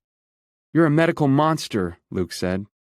You watched kids almost drown. They thought they were drowning, and you took notes. There were kids who died because they had a fatal reaction to the shots you and Hendricks gave them. And those who lived really aren't living at all, are they? 14. In the darkened Main Paper Industries arrival building, a man knelt by the windows, watching as the Suburban's lights came on and it started rolling toward the gate, which stood open. Irwin Mollison, an unemployed mill worker, was one of the Institute's many Denison River Bend stringers. Stackhouse could have ordered Ron Church to stay, but knew from experience that issuing an order to a man who might choose to disobey it was a bad idea. Better to use a stooge who only wanted to make a few extra dollars. Mollison called a number pre-programmed into his cell. "They're on their way," he said. "A man, a woman, and a boy. The woman's wearing a cap over her hair, couldn't make out her face, but she stood in the doorway of the plane and yelled out her name, Mrs. Sigsbee. Man's also wearing a cap, but turned around backward. The boy's the one you're looking for. Got a bandage on his ear and a hell of a bruise on the side of his face." "Good," Stackhouse said. He had already gotten a call from the Challenger's co-pilot who told him Dr. Evans had stayed on the plane. Which was fine. So far, everything was fine, or as fine as it could be under the circumstances. The bus was parked by the flagpole as requested. He would place Doug the chef and Chad the caretaker in the trees beyond the admin building, where the Institute's driveway began. Zeke Ioannidis and Felicia Richardson would take up their stations on the admin building's roof, behind a parapet that would hide them until the shooting began. Gladys would start the poison sucking into the HVAC system, then join Zeke and Felicia. Those two positions would enable a classic crossfire when the Suburban pulled in. That, at least, was the theory. Standing beside the flagpole with his hand on the hood of the bus, Stackhouse would be at least 30 yards from the crisscrossing bullets. There would be some risk of taking a spare round, he knew that, but it was an acceptable one. Rosalind he would send to stand guard outside the door to the access tunnel on F level of front half. He wanted to make sure she didn't have a chance to realize her long-time and beloved boss was also in the crossfire, but there was more to it than that. He understood that the constant hum was power. Maybe it wasn't enough to breach the door yet, but maybe it was.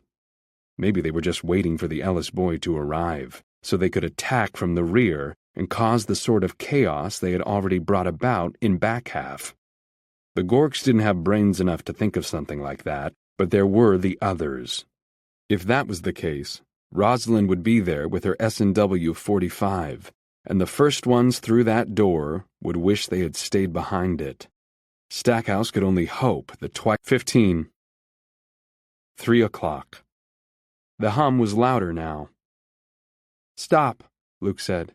"Turn there." He was pointing to a dirt track screened by huge old pines, its mouth barely visible. "Is this the way you came when you escaped?" Tim asked. "God, no. They would have caught me." "Then how do you—" "She knows," Luke said. "And because she does, I do." Tim turned to Mrs. Sigsbee. "Is there a gate?" "Ask him." She nearly spat the words. "No gate," Luke said. "Just a big sign that says Maine Paper Industries Experimental Station and no trespassing."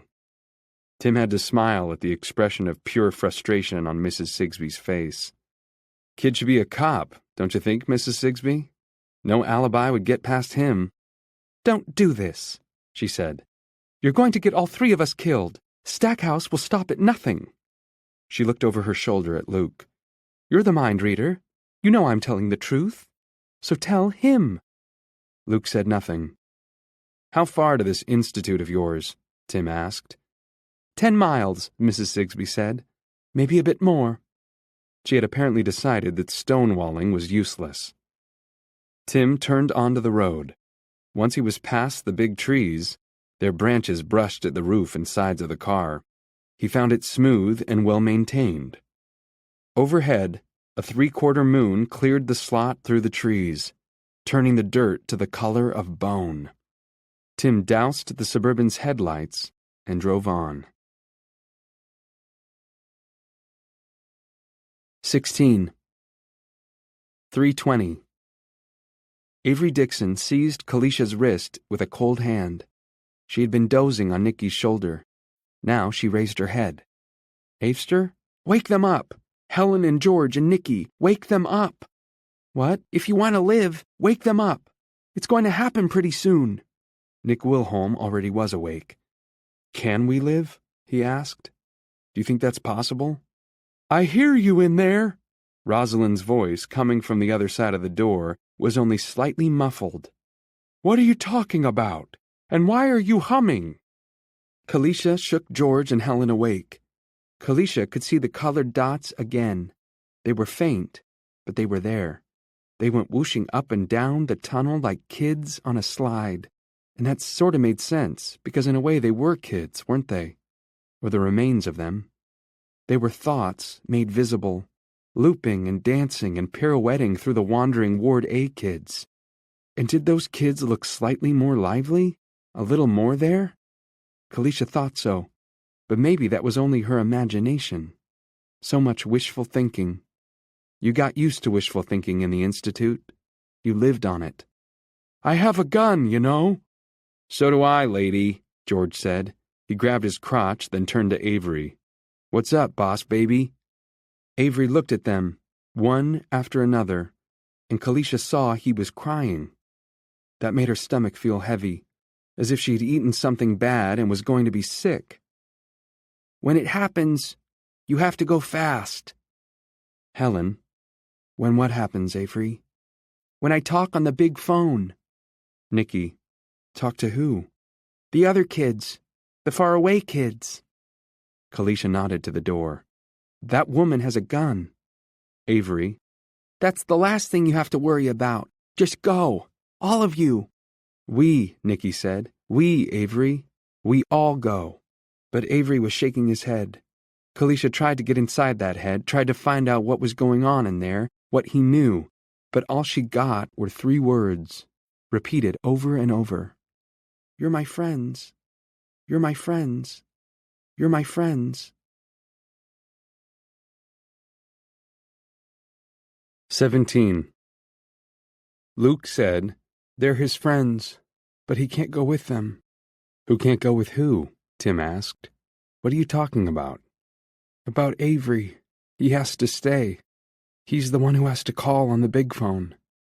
"I don't know what you're talking about, Luke." "I want them, but I want him too," Luke cried. "I want all of them. It's not fair." "He's crazy," Mrs. Sigsbee said. "Surely you realize that now—" "Shut up," Tim said. "I'm telling you for the last time." She looked at him, read his face, did as he said. Tim took the Suburban slowly over a rise and came to a stop. The road widened ahead. He could see lights through the trees in the dark bulk of a building. "I think we're here," he said. "Luke, I don't know what's going on with your friends, but that's out of our hands right now. I need you to get hold of yourself. Can you do that?" "Yes." His voice was hoarse. He cleared his throat and tried again. "Yes. Okay." Tim got out, walked around to the passenger door, and opened it. "What now?" Mrs. Sigsbee asked. She sounded querulous and impatient, but even in the scant light, Tim could see she was afraid. And she was right to be. "Get out. You're driving the car the rest of the way. I'll be in back with Luke, and if you try anything clever like driving into a tree before we get to those lights, I'll put a bullet through the seat and into your spine." "No! No!" "Yes. If Luke is right about what you've been doing to those children, you've run up quite a bill. This is where it comes due. Get out, get behind the wheel, and drive. Slowly. 10 miles an hour." He paused. "And turn your cap around backward." 18. Andy Fellows called from the computer/surveillance center. His voice was high and excited. "They're here, Mr. Stackhouse. They're stopped about 100 yards from where the road turns into the driveway. Their lights are off, but there's enough from the moon in the front of the building to see by. If you want me to put it on your monitor so you can confirm, That won't be necessary." Stackhouse tossed his box phone on the desk, gave the Zero phone a final look, it had stayed silent, thank God for that, and headed for the door. His walkie was in his pocket, turned up to high gain and connected to the button in his ear. All of his people were on the same channel. "Zeke?" "I'm here, boss, with the lady doc." "Doug? Chad?" "In place." That was Doug, the chef, who in better days had sometimes sat with the kids at dinner and showed them magic tricks that made the little ones laugh. "We also see their vehicle, black 9-seater, Suburban or Tahoe, right?" "Right. Gladys?" On the roof, Mr. Stackhouse. Stuff's all ready. Only have to combine the ingredients. Start it if there's shooting. But it was no longer a question of if, only of when. And when was now only 3 or 4 minutes away, maybe less. Roger that. Rosalind? In position. The hum is very loud down here. I think they are conspiring. Stackhouse was sure they were, but wouldn't be for long. They would be too busy choking. Hold steady, Rosalind. You'll be back at Fenway watching the Sox before you know it. Will you come with me, sir? Only if I can cheer for the Yankees. He went outside. The night air was pleasantly cool after a hot day. He felt a surge of affection for his team, the ones who had stuck with him. They would be rewarded no matter what, if he had anything to say about it. This was hard duty, and they had stayed behind to do it. The man behind the wheel of the Suburban was misguided, all right. What he couldn't understand, was that the lives of everyone he had ever loved depended on what they had done here. But that was over now. All the misguided hero could do was die. Stackhouse approached the school bus parked by the flagpole and spoke to his troops for the last time. Shooters, I want you to concentrate on the driver, all right? The one wearing his hat backward. Then rake the whole damn thing, front to back. Aim high for the windows, knock out that dark glass, get headshots. Acknowledge. They did. Start firing when I raise my hand. Repeat, when I raise my hand. Stackhouse stood in front of the bus. He put his right hand on its chilly, dew-jeweled surface. With his left, he grasped the flagpole. Then he waited. 19.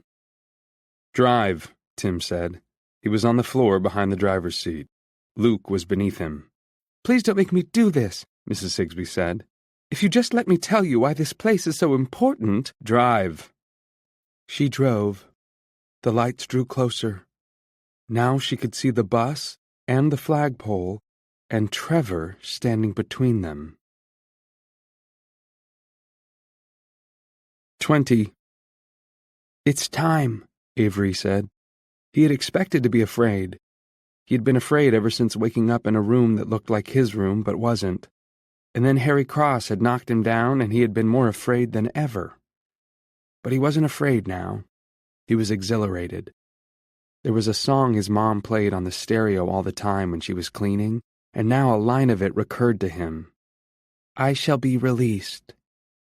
He walked to the Ward A kids, who were already circling. Kalisha, Nikki, George, and Helen followed. Avery held out his hands. Kalisha took one, and Iris, poor Iris, who might have been saved if this had happened even a day earlier, took the other.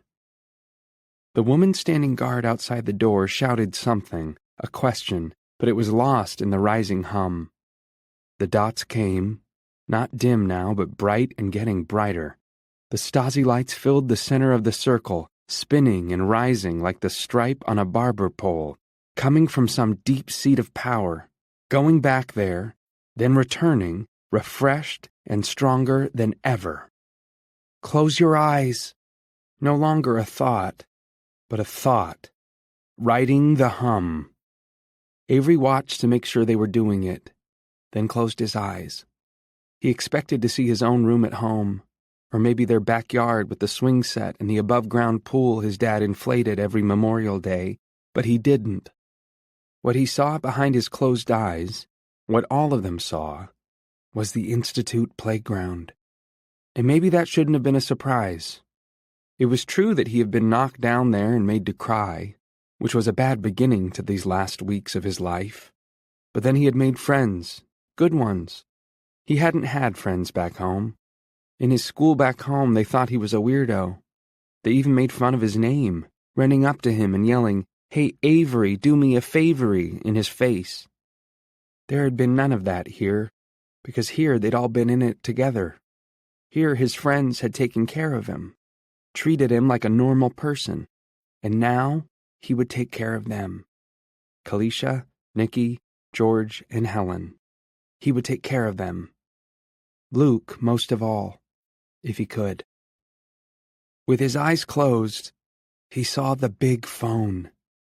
It was sitting next to the trampoline, in front of the shallow ditch Luke had squirmed through to get under the fence. An old-fashioned telephone at least 15 feet high and as black as death. Avery and his friends and the kids from Ward A stood around it in their circle. The Stasi light swirled, brighter than ever, now over the phone's dial, now skating giddily. 21.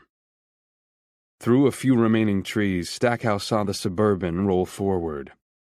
The gleam of lights from the admin building slid on its chrome. It was moving very slowly, but it was coming. It occurred to him, too late to do anything about it, but wasn't that always the way? That the boy might no longer have the flash drive, that he might have left it with the one he called Officer Wendy after all, or hidden it somewhere between the airport and here, with a last gasp call from the misguided hero to tell Officer Wendy where it was if things went wrong. But what could I have done about it, he thought.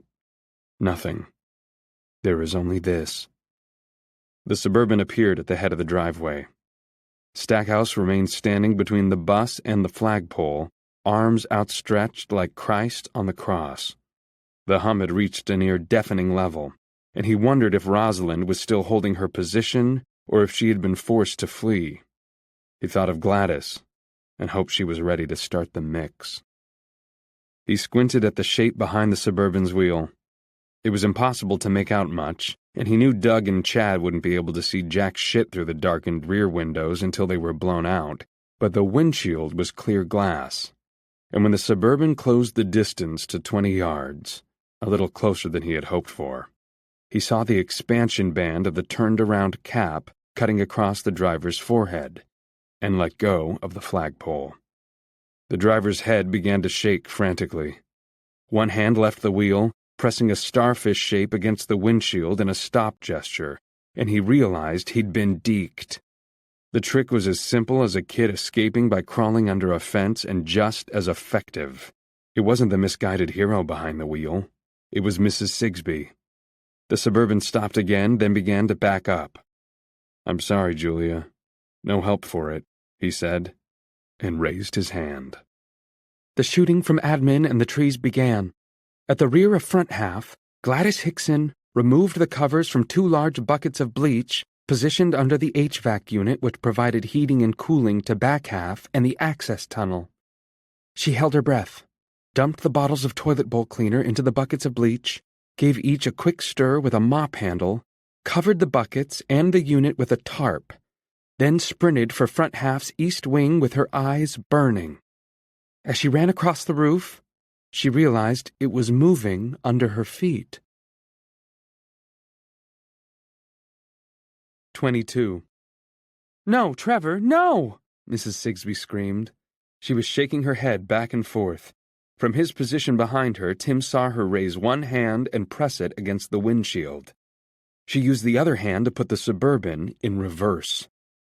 It had just started to move when the shooting began, some of it coming from the right, in the woods, some from ahead, and Tim was pretty sure, from above. Holes appeared in the Suburban's windshield. The glass turned milky and sagged inward. Mrs. Sigsbee became a puppet, jerking and bouncing and making stifled cries as bullets hit her.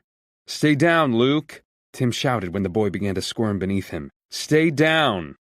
Bullets punched through the Suburban's rear windows. Shards of glass fell on Tim's back. Blood was running down the rear of the driver's seat. Even with the steady hum that seemed to be coming from everywhere, Tim could hear the slugs passing just above him, each one making a low zzz sound. There was the sping-spang of bullets punching through metal. The Suburban's hood popped up. Tim found himself thinking of the final scene in some old gangster movie. Bonnie Parker and Clyde Barrow doing a death dance as bullets ripped into their car and into them. Whatever Luke's plan had been, it had gone disastrously wrong. Mrs. Sigsbee was dead. He could see her blood spattered on the remains of the windshield. They would be next. Then screams from ahead and shouts from the right. 2 more bullets came through the right side of the Suburban, one of them actually twitching the collar of Tim's shirt. They were the last 2. Now what he heard was a vast, grinding roar. "Let me up!" Luke gasped. "I can't breathe!" Tim got off the boy and peered between the front seats. He was aware that his head might be blown off at any second, but he had to see. Luke got up beside him. Tim started to tell the boy to get back down, but the words died in his throat. This can't be real, he thought. It can't be. But it was. 23. Avery and the others stood in a circle around the big phone. It was hard to see because of the Stasi lights, so bright and so beautiful. The sparkler, Avery thought. Now we make the sparkler. It coalesced from the lights, 10 feet high and spitting brilliance in every direction. The sparkler wavered back and forth at first. Then the group mind took firmer control. It swung against the phone's gigantic receiver and knocked it from its gigantic base. The dumbbell shape landed askew against the jungle gym. Voices in different languages spilled from the mouthpiece, all asking the same questions. Hello, do you hear me? Hello, are you there? Yes, the children of the Institute answered, and in one voice. Yes, we hear you. Do it now. A circle of children in Spain's Sierra Nevada National Park heard. A circle of Bosnian children imprisoned in the Dinaric Alps heard. On Pampas, an island guarding the entrance to Amsterdam's harbor, a circle of Dutch children heard. A circle of German children heard in the mountainous forests of Bavaria. In Pietrapertosa, Italy. In Namwan, South Korea. 10 kilometers outside the Siberian ghost town of Chersky. They heard. They answered, they became one. 24. Kalisha and the others reached the locked door between them and front half. They could hear the gunfire clearly now because the hum had abruptly stopped, as if somewhere a plug had been pulled. Oh, it's still there, Kalisha thought. It's just not for us anymore. A groaning began in the walls, an almost human sound. And then the steel door between the access tunnel and front half's F level blew outward, smashing Rosalind Dawson before it and killing her instantly. The door landed beyond the elevator, twisted out of shape where its heavy hinges had been. Above, the wire mesh guarding the overhead fluorescent tubes was rippling, casting crazy underwater shadows. The groaning grew louder, coming from everywhere. It was as if the building were trying to tear itself apart. In the Suburban, Tim had thought of Bonnie and Clyde. Kalisha thought of the Poe story about the House of Usher. Come on, she thought at the others. Fast! They ran past the torn door with the torn woman lying beneath it in a spreading pool of blood. George, what about the elevator? It's back there. Nikki, are you crazy? I don't know what's happening, but I'm not getting in any goddamn elevator. Helen, is it an earthquake? No, Kalisha said. Mindquake. I don't know how they're doing it, but that's what... She took a breath and tasted something acrid. It made her cough. That's what it is. Helen, something's wrong with the air. Nikki said, I think it's some kind of poison. Those fuckers, they never stop. Kalisha shoved open the door marked stairs, and they began to climb, all of them coughing now. Between D and C level, the stairs began to shake beneath them. Cracks zigzagged down the walls. The fluorescence went out and the emergency lights came on, casting a flat yellow glow. Kalisha stopped, bent over, dry-retched, then started up again. George, what about Avery and the rest of the kids still down there? They'll strangle. Nikki, and what about Luke? Is he here? Is he still alive? Kalisha didn't know. All she knew was they had to get out before they choked, or before they were crushed, if the Institute were imploding. A titanic shudder went through the building, and the stairway tilted to the right. She thought of what their situation might be right now if they had tried the elevator, and pushed the thought away. B-level. Kalisha was gasping for breath, but the air was better here, and she was able to run a little faster. She was glad she hadn't got hooked on the vending machine cigarettes, there was that at least. The groaning in the walls had become a low scream. She could hear hollow metal crumping sounds and guessed the piping and electrical conduits were coming apart. Everything was coming apart. She flashed on a YouTube video she'd seen once. 25. Stackhouse heard screams from the roof of admin, and the firing from there ceased. He turned and saw something he could not at first credit. Front half was rising. A swaying figure on the roof stood silhouetted against the moon, arms outstretched in an effort to maintain balance. It had to be Gladys. This can't be happening, he thought. But it was. Front half rose higher, crunching and snapping as it parted company with the earth. It blotted out the moon, then dipped like the nose of a huge and clumsy helicopter. Gladys went flying. Stackhouse heard her scream as she disappeared into the shadows. On the admin building, Zeke and Dr. Richardson dropped their guns and cringed against the parapet, staring up at something out of a dream. A building that was slowly climbing into the sky, shedding glass and chunks of cinder block. It pulled most of the playground's chain-link fence with it. Water from broken pipes poured from the building's tangled underside. The cigarette vending machine tumbled from the broken door of the West Wing lounge into the playground. George Iris, gaping at the underside of front half as it rose into the sky, would have been crushed by it if Nicky hadn't yanked him out of the way. Doug the chef and Chad the caretaker came through the screening trees, their necks craned, their mouths open, their guns hanging from their hands. They might have assumed that anyone in the bullet-riddled Suburban was dead. More likely they had forgotten it entirely in their wonder and dismay. Now the bottom of front half was above the admin building's roof. It came on with the stately, cumbersome grace of an 18th-century Royal Navy gunship under sail in a light breeze. Insulation and wires, some still sparking, dangled like broken umbilical cords. A jutting piece of pipe scraped off a ventilation housing. Zeke the Greek and Dr. Felicia Richardson saw it coming and ran for the hatch they had come up through. Zeke made it. Dr. Richardson did not. She put her arms over her head in a gesture of protection that was both instinctive and pitiful. That was when the access tunnel, weakened by years of neglect and the cataclysmic levitation of front half, collapsed, crushing children who were already dying of chlorine poisoning and mental overload. They maintained their circle until the end, and as the roof came down, Avery Dixon had one final thought, both clear and calm. I loved having friends. 26. Tim didn't remember getting out of the Suburban. He was fully occupied with trying to process what he was seeing. A huge building floating in the air and sliding over a smaller building, eclipsing it. He saw a figure on the roof of that smaller building put its hands over its head. Then there was a muffled crumping sound from somewhere behind this incredible David Copperfield illusion.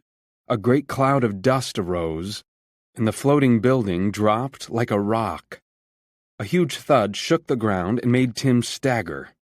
There was no way the smaller buildings, offices, Tim supposed, could take the weight. It exploded outward in all directions, spraying wood and concrete and glass. More dust billowed up, enough to obscure the moon. The bus alarm, who knew they had them, went off, making a whoop, whoop, whoop sound. The person who had been on the roof was dead, of course, and anyone who had still been inside was now nothing but jelly. "Tim!" Luke had grabbed his arm. "Tim!" He pointed to the two men who had come out of the trees. One was still staring at the ruins, but the other was raising a large pistol, very slowly, as if in a dream. Tim raised his own gun, and a lot faster. "Don't do it! Put them down!" They looked at him, dazed, then did as he said. "Now walk to the flagpole." "Is it over?" one of the men asked. "Please tell me it's over." "I think so," Luke said. "Do what my friend says." They plodded through the billowing dust toward the flagpole and the bus. Luke picked up their guns, thought about tossing them into the Suburban, then realized they wouldn't be driving that bullet-riddled, blood-spattered vehicle anywhere. He kept one of the automatics, the other he threw into the woods. 27.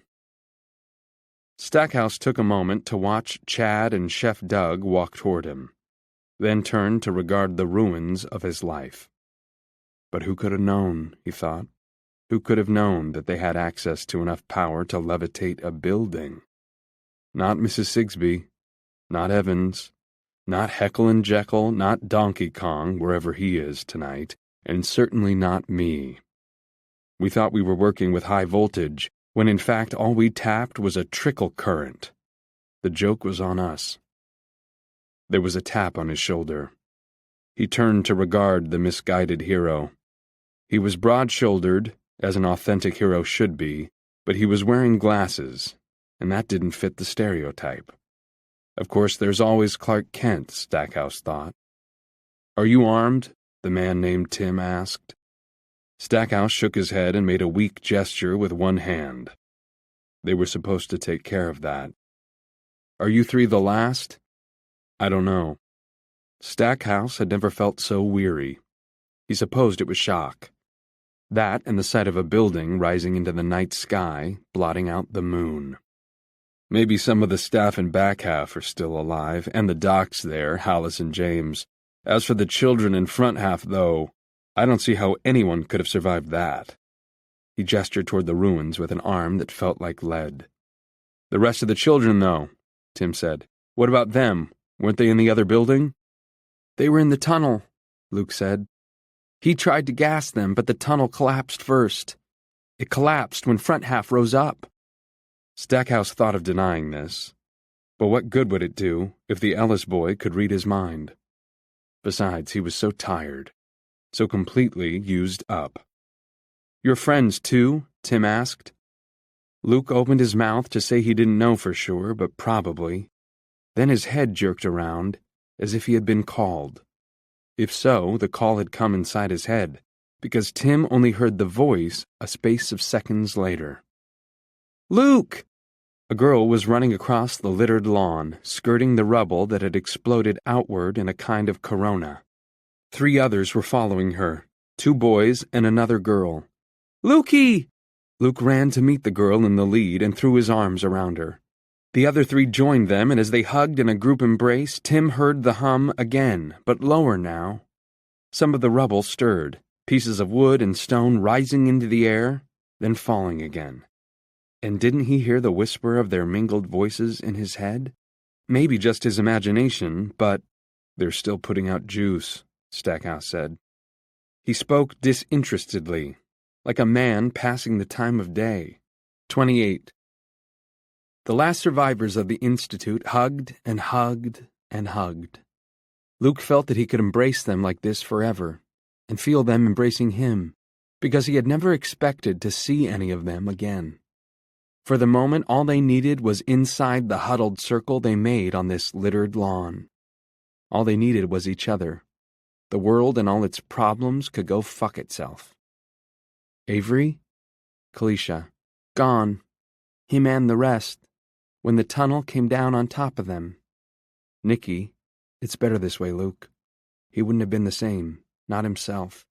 What he did, what they did, it would have stripped him, like it did all the others. What about the kids in front half? Are any of them still alive? If there are, we have to... It was Kalisha who answered, shaking her head, sending not words but a picture. The late Harry Cross of Selma, Alabama. The boy who had died in the cafeteria. Luke took Shaw by the arms. All of them? Are you saying all of them died of seizures even before that came down? He pointed to the rubble of front half. I think when it lifted off, Nicky said. When Avery answered the big phone. And when it was clear Luke didn't fully understand. When the other kids joined in. The faraway kids, George added, at the other institutes. The front half kids were just too... I don't know the word. Too vulnerable, Luke said. That's what you mean. They were vulnerable. It was like one of the damn old shots, wasn't it? One of the bad ones. They nodded. Helen whispered, I bet they died seeing the dots. How awful is that? Luke's answer was the childish denial grown-ups smile at cynically, and only other children can fully understand. It's not fair. Not fair. No, they agreed. Not fair. They drew apart. Luke looked at them one by one in the dusty moonlight. Helen, George, Nicky, and Kalisha. He remembered the day he met her, pretending to smoke a candy cigarette. George, what now, Lukey? Tim will know, Luke said, and could only hope it was true. 29. Chad led the way around the destroyed buildings. Stackhouse and Chef Doug trudged behind him, heads down. Tim followed, gun in hand. Luke and his friends walked behind Tim. The crickets, silenced by the destruction, had begun to sing again. Chad stopped at the edge of an asphalt track along which half a dozen cars and 3 or 4 pickup trucks were parked, nose to tail. Among them was a mid-sized Toyota panel truck with Main Paper Industries on the side. He pointed at it. "What about that, sir? Would that do you?" Tim thought it would, at least for a start. "What about the keys?" "Everybody uses those maintenance trucks, so they always leave the keys under the visor." "Luke," Tim said, "would you check on that?" Luke went. The others went with him, as if they couldn't bear to be separated even for a minute.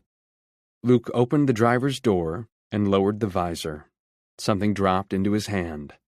He held up the keys. "Good," Tim said. "Now open up the back. If there's stuff in there, empty it out." The big one called Nick and the smaller one named George took care of this chore, tossing out rakes, hose, a toolbox, and several bags of lawn fertilizer. While they did it, Stackhouse sat down on the grass and put his head on his knees. It was a profound gesture of defeat, but Tim did not feel sorry for him. He tapped Stackhouse on the shoulder. "We'll be going now." Stackhouse didn't look up. "Where? I believe the boys said something about Disneyland." He gave a singularly humorless snort of laughter. "None of your affair, but I'm curious, where are you going to go?" Stackhouse did not answer. 30. There were no seats in the rear of the panel truck, so the kids took turns sitting up front, starting with Kalisha. Luke squeezed in on the metal floor between her and Tim. Nicky, George, and Helen clustered at the back doors, looking out through the 2 small dusty windows at a world they had never expected to see again. "Luke, why are you crying, Kalisha?" She told him, then said it aloud for Tim's benefit. "Because it's all so beautiful. Even in the dark, it's all so beautiful. I only wish Avery was here to see it." 31. Dawn was still just a rumor on the eastern horizon when Tim turned south on Highway 77. The one named Nicky had taken Kalisha's place in the front seat. Luke had gone into the back of the truck with her, and now all 4 of them were heaped together like a litter of puppies fast asleep. Nicky also appeared to be asleep, his head thudding against the window every time the truck hit a bump. And there were a lot of bumps. Just after seeing a sign announcing that Millinocket was 50 miles ahead, Tim looked at his cell phone and saw that he had 2 bars and 9% power. He called Wendy, who answered on the first ring.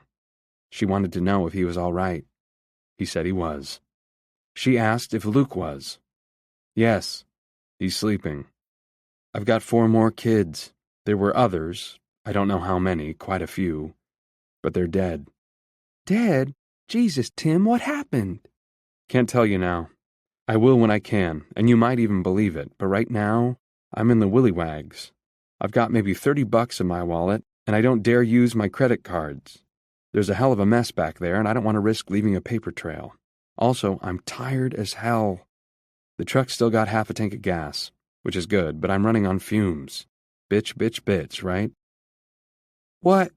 You have any—" "Wendy, I'm losing you. If you hear me, I'll call back. I love you." He didn't know if she heard that last or not, or what she'd make of it if she had. He'd never said it to her before. He turned off his phone and put it in the console along with Tag Faraday's gun. All that had happened back in Dupree seemed long ago to him, almost in a life that had been led by another person. What mattered now were these children, and what he was going to do with them. Also, who might come after them. "Hey, Tim." He looked around at Nicky. "I thought you were asleep." "No, just thinking." "Can I tell you something?" "Sure.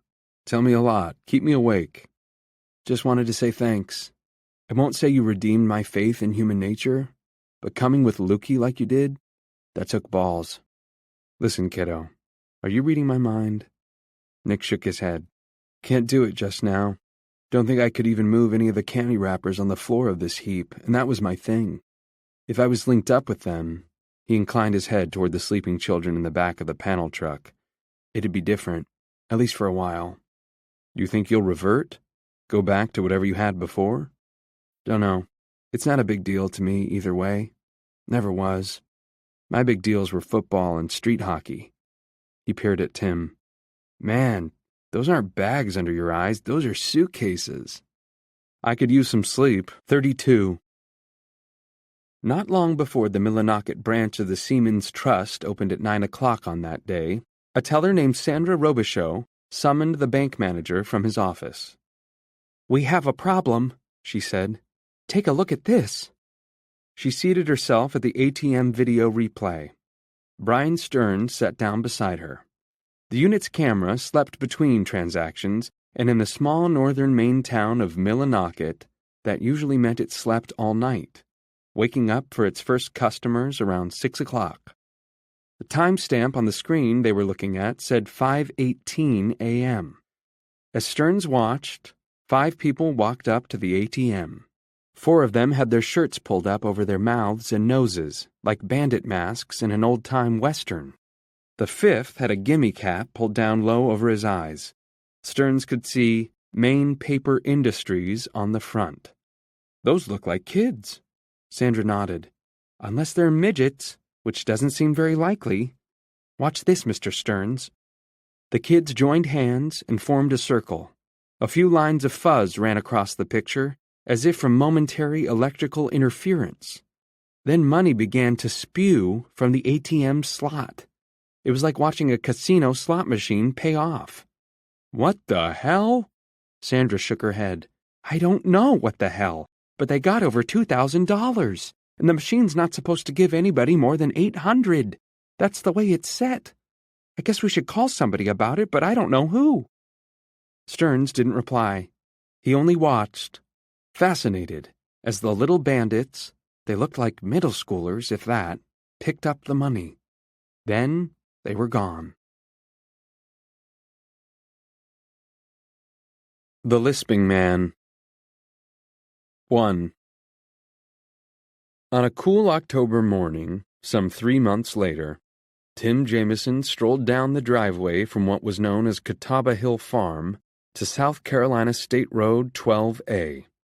The walk took a while. The driveway was almost half a mile long. Any longer, he liked to joke to Wendy, and they could have named it South Carolina State Road 12B. He was wearing faded jeans, dirty Georgia Giant work shoes, and a sweatshirt so big it came down to his upper thighs. It was a present from Luke, ordered on the internet. Written across the front were 2 words in gold: the Avester. Tim had never met Avery Dixon, but he was glad to wear the shirt.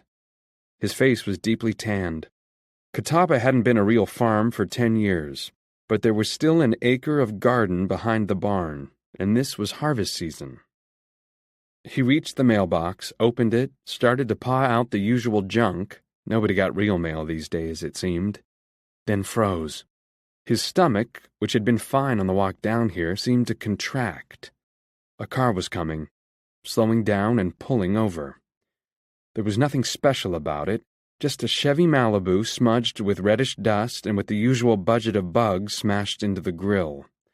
It wasn't a neighbor, he knew all their cars, but it could have been a salesman or somebody lost and needing directions.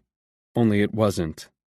Tim didn't know who the man behind the wheel was, only that he, Tim, had been waiting for him. Now, here he was. Tim closed the mailbox and put one hand behind him, as if to give his belt a tug. His belt was in place, and so was the gun. A Glock which had once been the property of a red-headed sheriff's deputy named Taggart Faraday. The man turned off the engine and got out. He was dressed in jeans much newer than Tim's. They still had the store creases, and a white shirt buttoned to the neck. His face was both handsome and nondescript, a contradiction that might have seemed impossible until you saw a guy like this. His eyes were blue, his hair that Nordic shade of blonde that looks almost white. He looked, in fact, much as the late Julius Sigsbee had imagined him.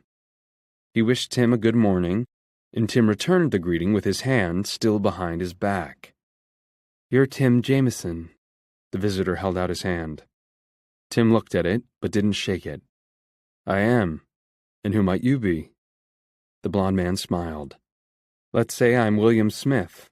That's the name of my driver's license." Smith was okay. So was driver's. But license was license, too.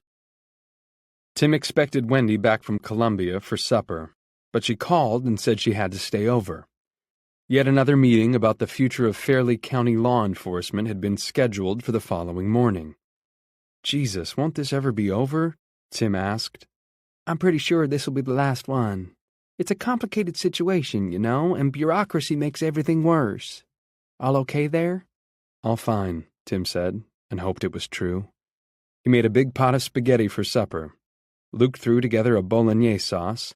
Kalisha and Nikki collaborated on a salad. Annie had disappeared, as she often did. They ate well. There was good talk and a fair amount of laughter. Then, as Tim was bringing a Pepperidge Farm cake back from the fridge, holding it high like a comic opera waiter, he saw that Kalisha was crying. Nick and Luke had each put an arm around her, but spoke no comforting words, at least that Tim could hear. They looked thoughtful, introspective. With her, but not perhaps completely with her, perhaps lost in their own concerns. Tim set the cake down. "What's wrong, Kay? I'm sure they know, but I don't. So help a brother out." "What if he's right? What if that man is right, and Luke is wrong? What if the world ends in 3 years or 3 months, because we're not there to protect it?" "I'm not wrong," Luke said. "They've got mathematicians, but I'm better. It's not bragging if it's the truth. And what he said about me, that magical thinking thing, it's true of them too. They can't bear to think they're wrong." "You're not sure," she cried. "I can hear it in your head, Lukey. You're still not sure."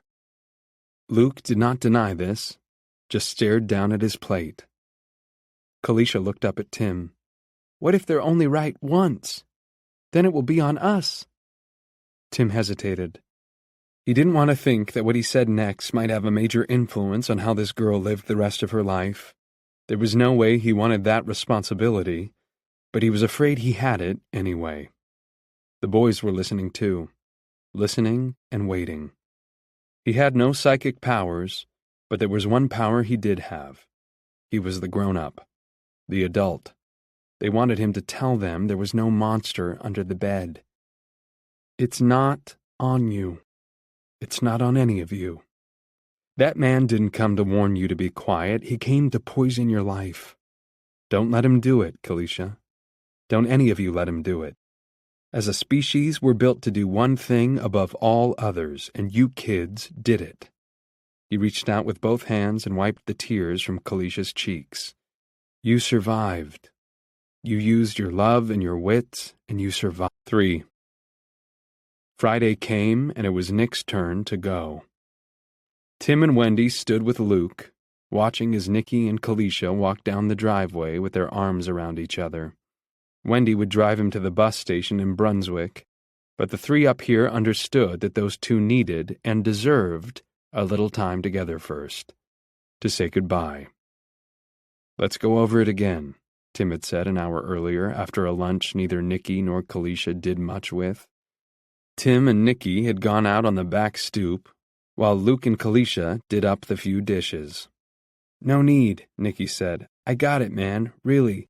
"Just the same," Tim said. "It's important. Brunswick to Chicago, right?"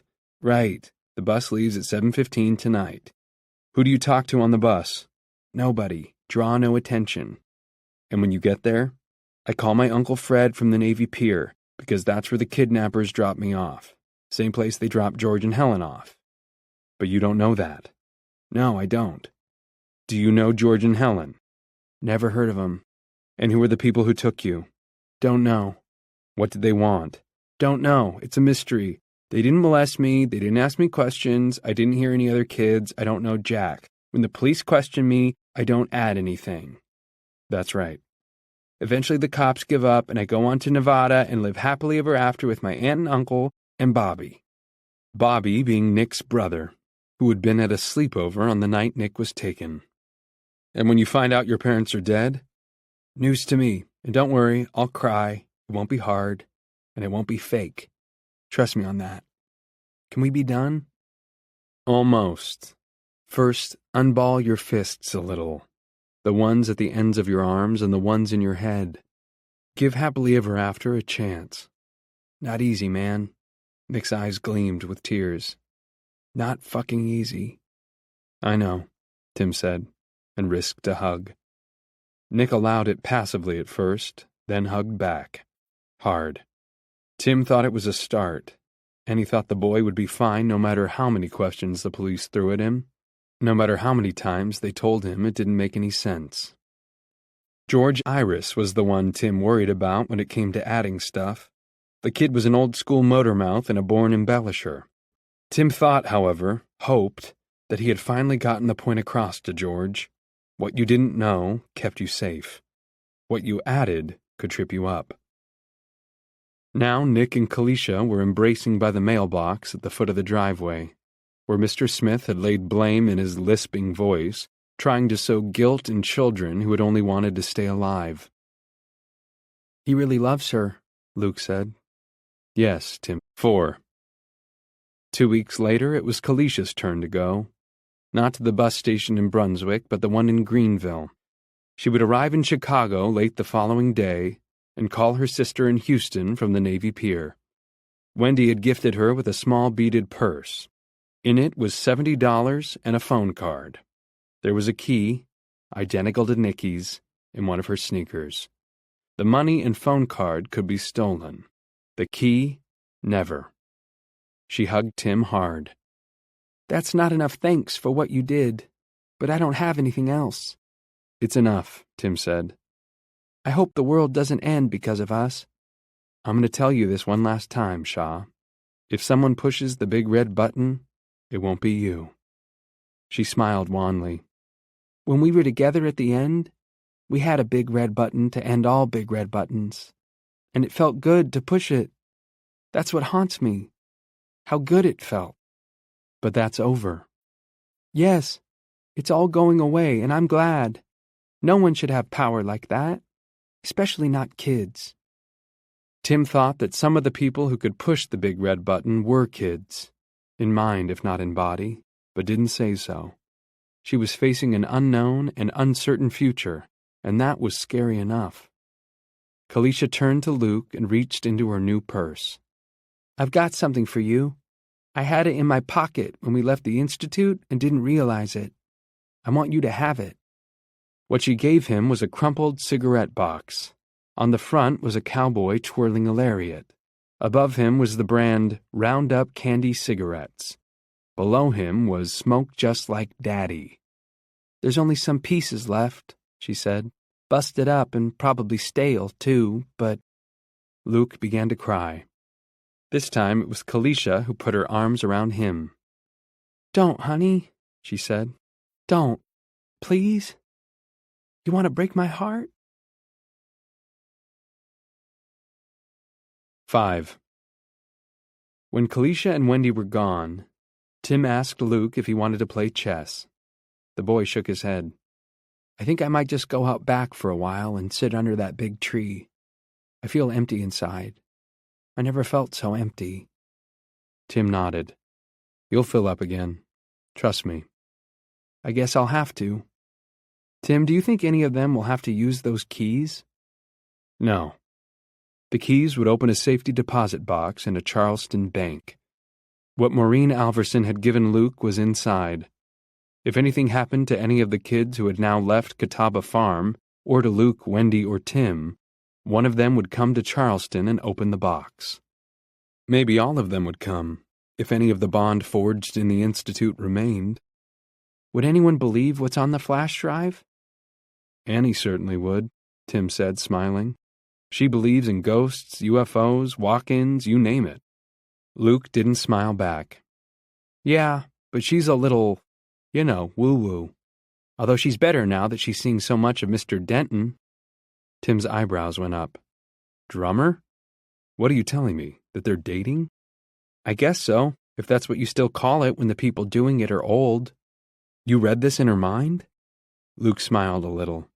No, I'm back to moving pizza pans and fluttering book pages. She told me. Luke considered. And I guess it's all right that I told you. It's not like she swore me to secrecy or anything. I'll be damned. As to the flash drive, you know how you can pull on a loose thread and unravel an entire sweater? I think the flash drive might be like that. There are kids on it people would recognize, a lot of them. It would start an investigation, and any hopes that Lisping Guy's organization might have of restarting their program would go out the window. I don't think they can do that anyway. He might think so, but it's just more magical thinking. The world has changed a lot since the 1950s. Listen, I'm going to... He gestured vaguely toward the house in the garden. Sure, you go on. Luke started away, not walking exactly, but trudging with his head down. Tim almost let him go, then changed his mind. He caught up with Luke and took him by the shoulder.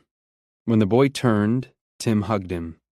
He had hugged Nicky. Hell, he had hugged them all, sometimes after they awoke from bad dreams, but this one meant more. This one meant the world, at least to Tim. He wanted to tell Luke that he was brave, maybe the bravest kid ever outside of a boy's adventure book. He wanted to tell Luke that he was strong and decent, and his folks would be proud of him. He wanted to tell Luke that he loved him, but there were no words, and maybe no need. 6. Out back, between the stoop and the garden, was a fine old pin oak. Luke Ellis, once of Minneapolis, Minnesota, once loved by Herb and Eileen Ellis, once a friend of Maureen Alverson, and Kalisha Benson, and Nick Wilholm, and George Iris, sat down beneath it. He put his forearms on his drawn-up knees and looked out toward what Officer Wendy called the roller coaster hills. Also, once a friend of Avery, he thought. Avery was the one who really got them out. If there was a hero, it wasn't me, it was the Avester. Luke took the crumpled cigarette box from his pocket and fished out one of the pieces. He thought about seeing Kalisha for the first time, sitting on the floor with one of these in her mouth. Want one? She had asked. A little sugar might help your state of mind. It always helps mine. What do you think, Avester? Will it help my state of mind? Luke crunched up the piece of candy. It did help, although he had no idea why. There was certainly nothing scientific about it. He peered into the pack and saw 2 or 3 more pieces. He could eat them now, but it might be better to wait. Better to save some for later.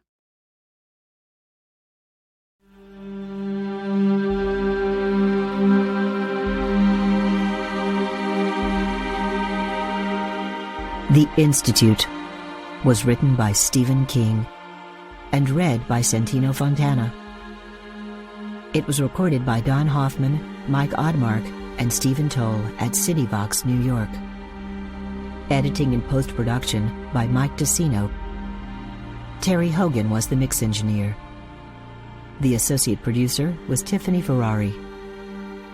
The Institute was produced and directed by Christina Zarafanidis. This has been a presentation of Simon & Schuster Audio.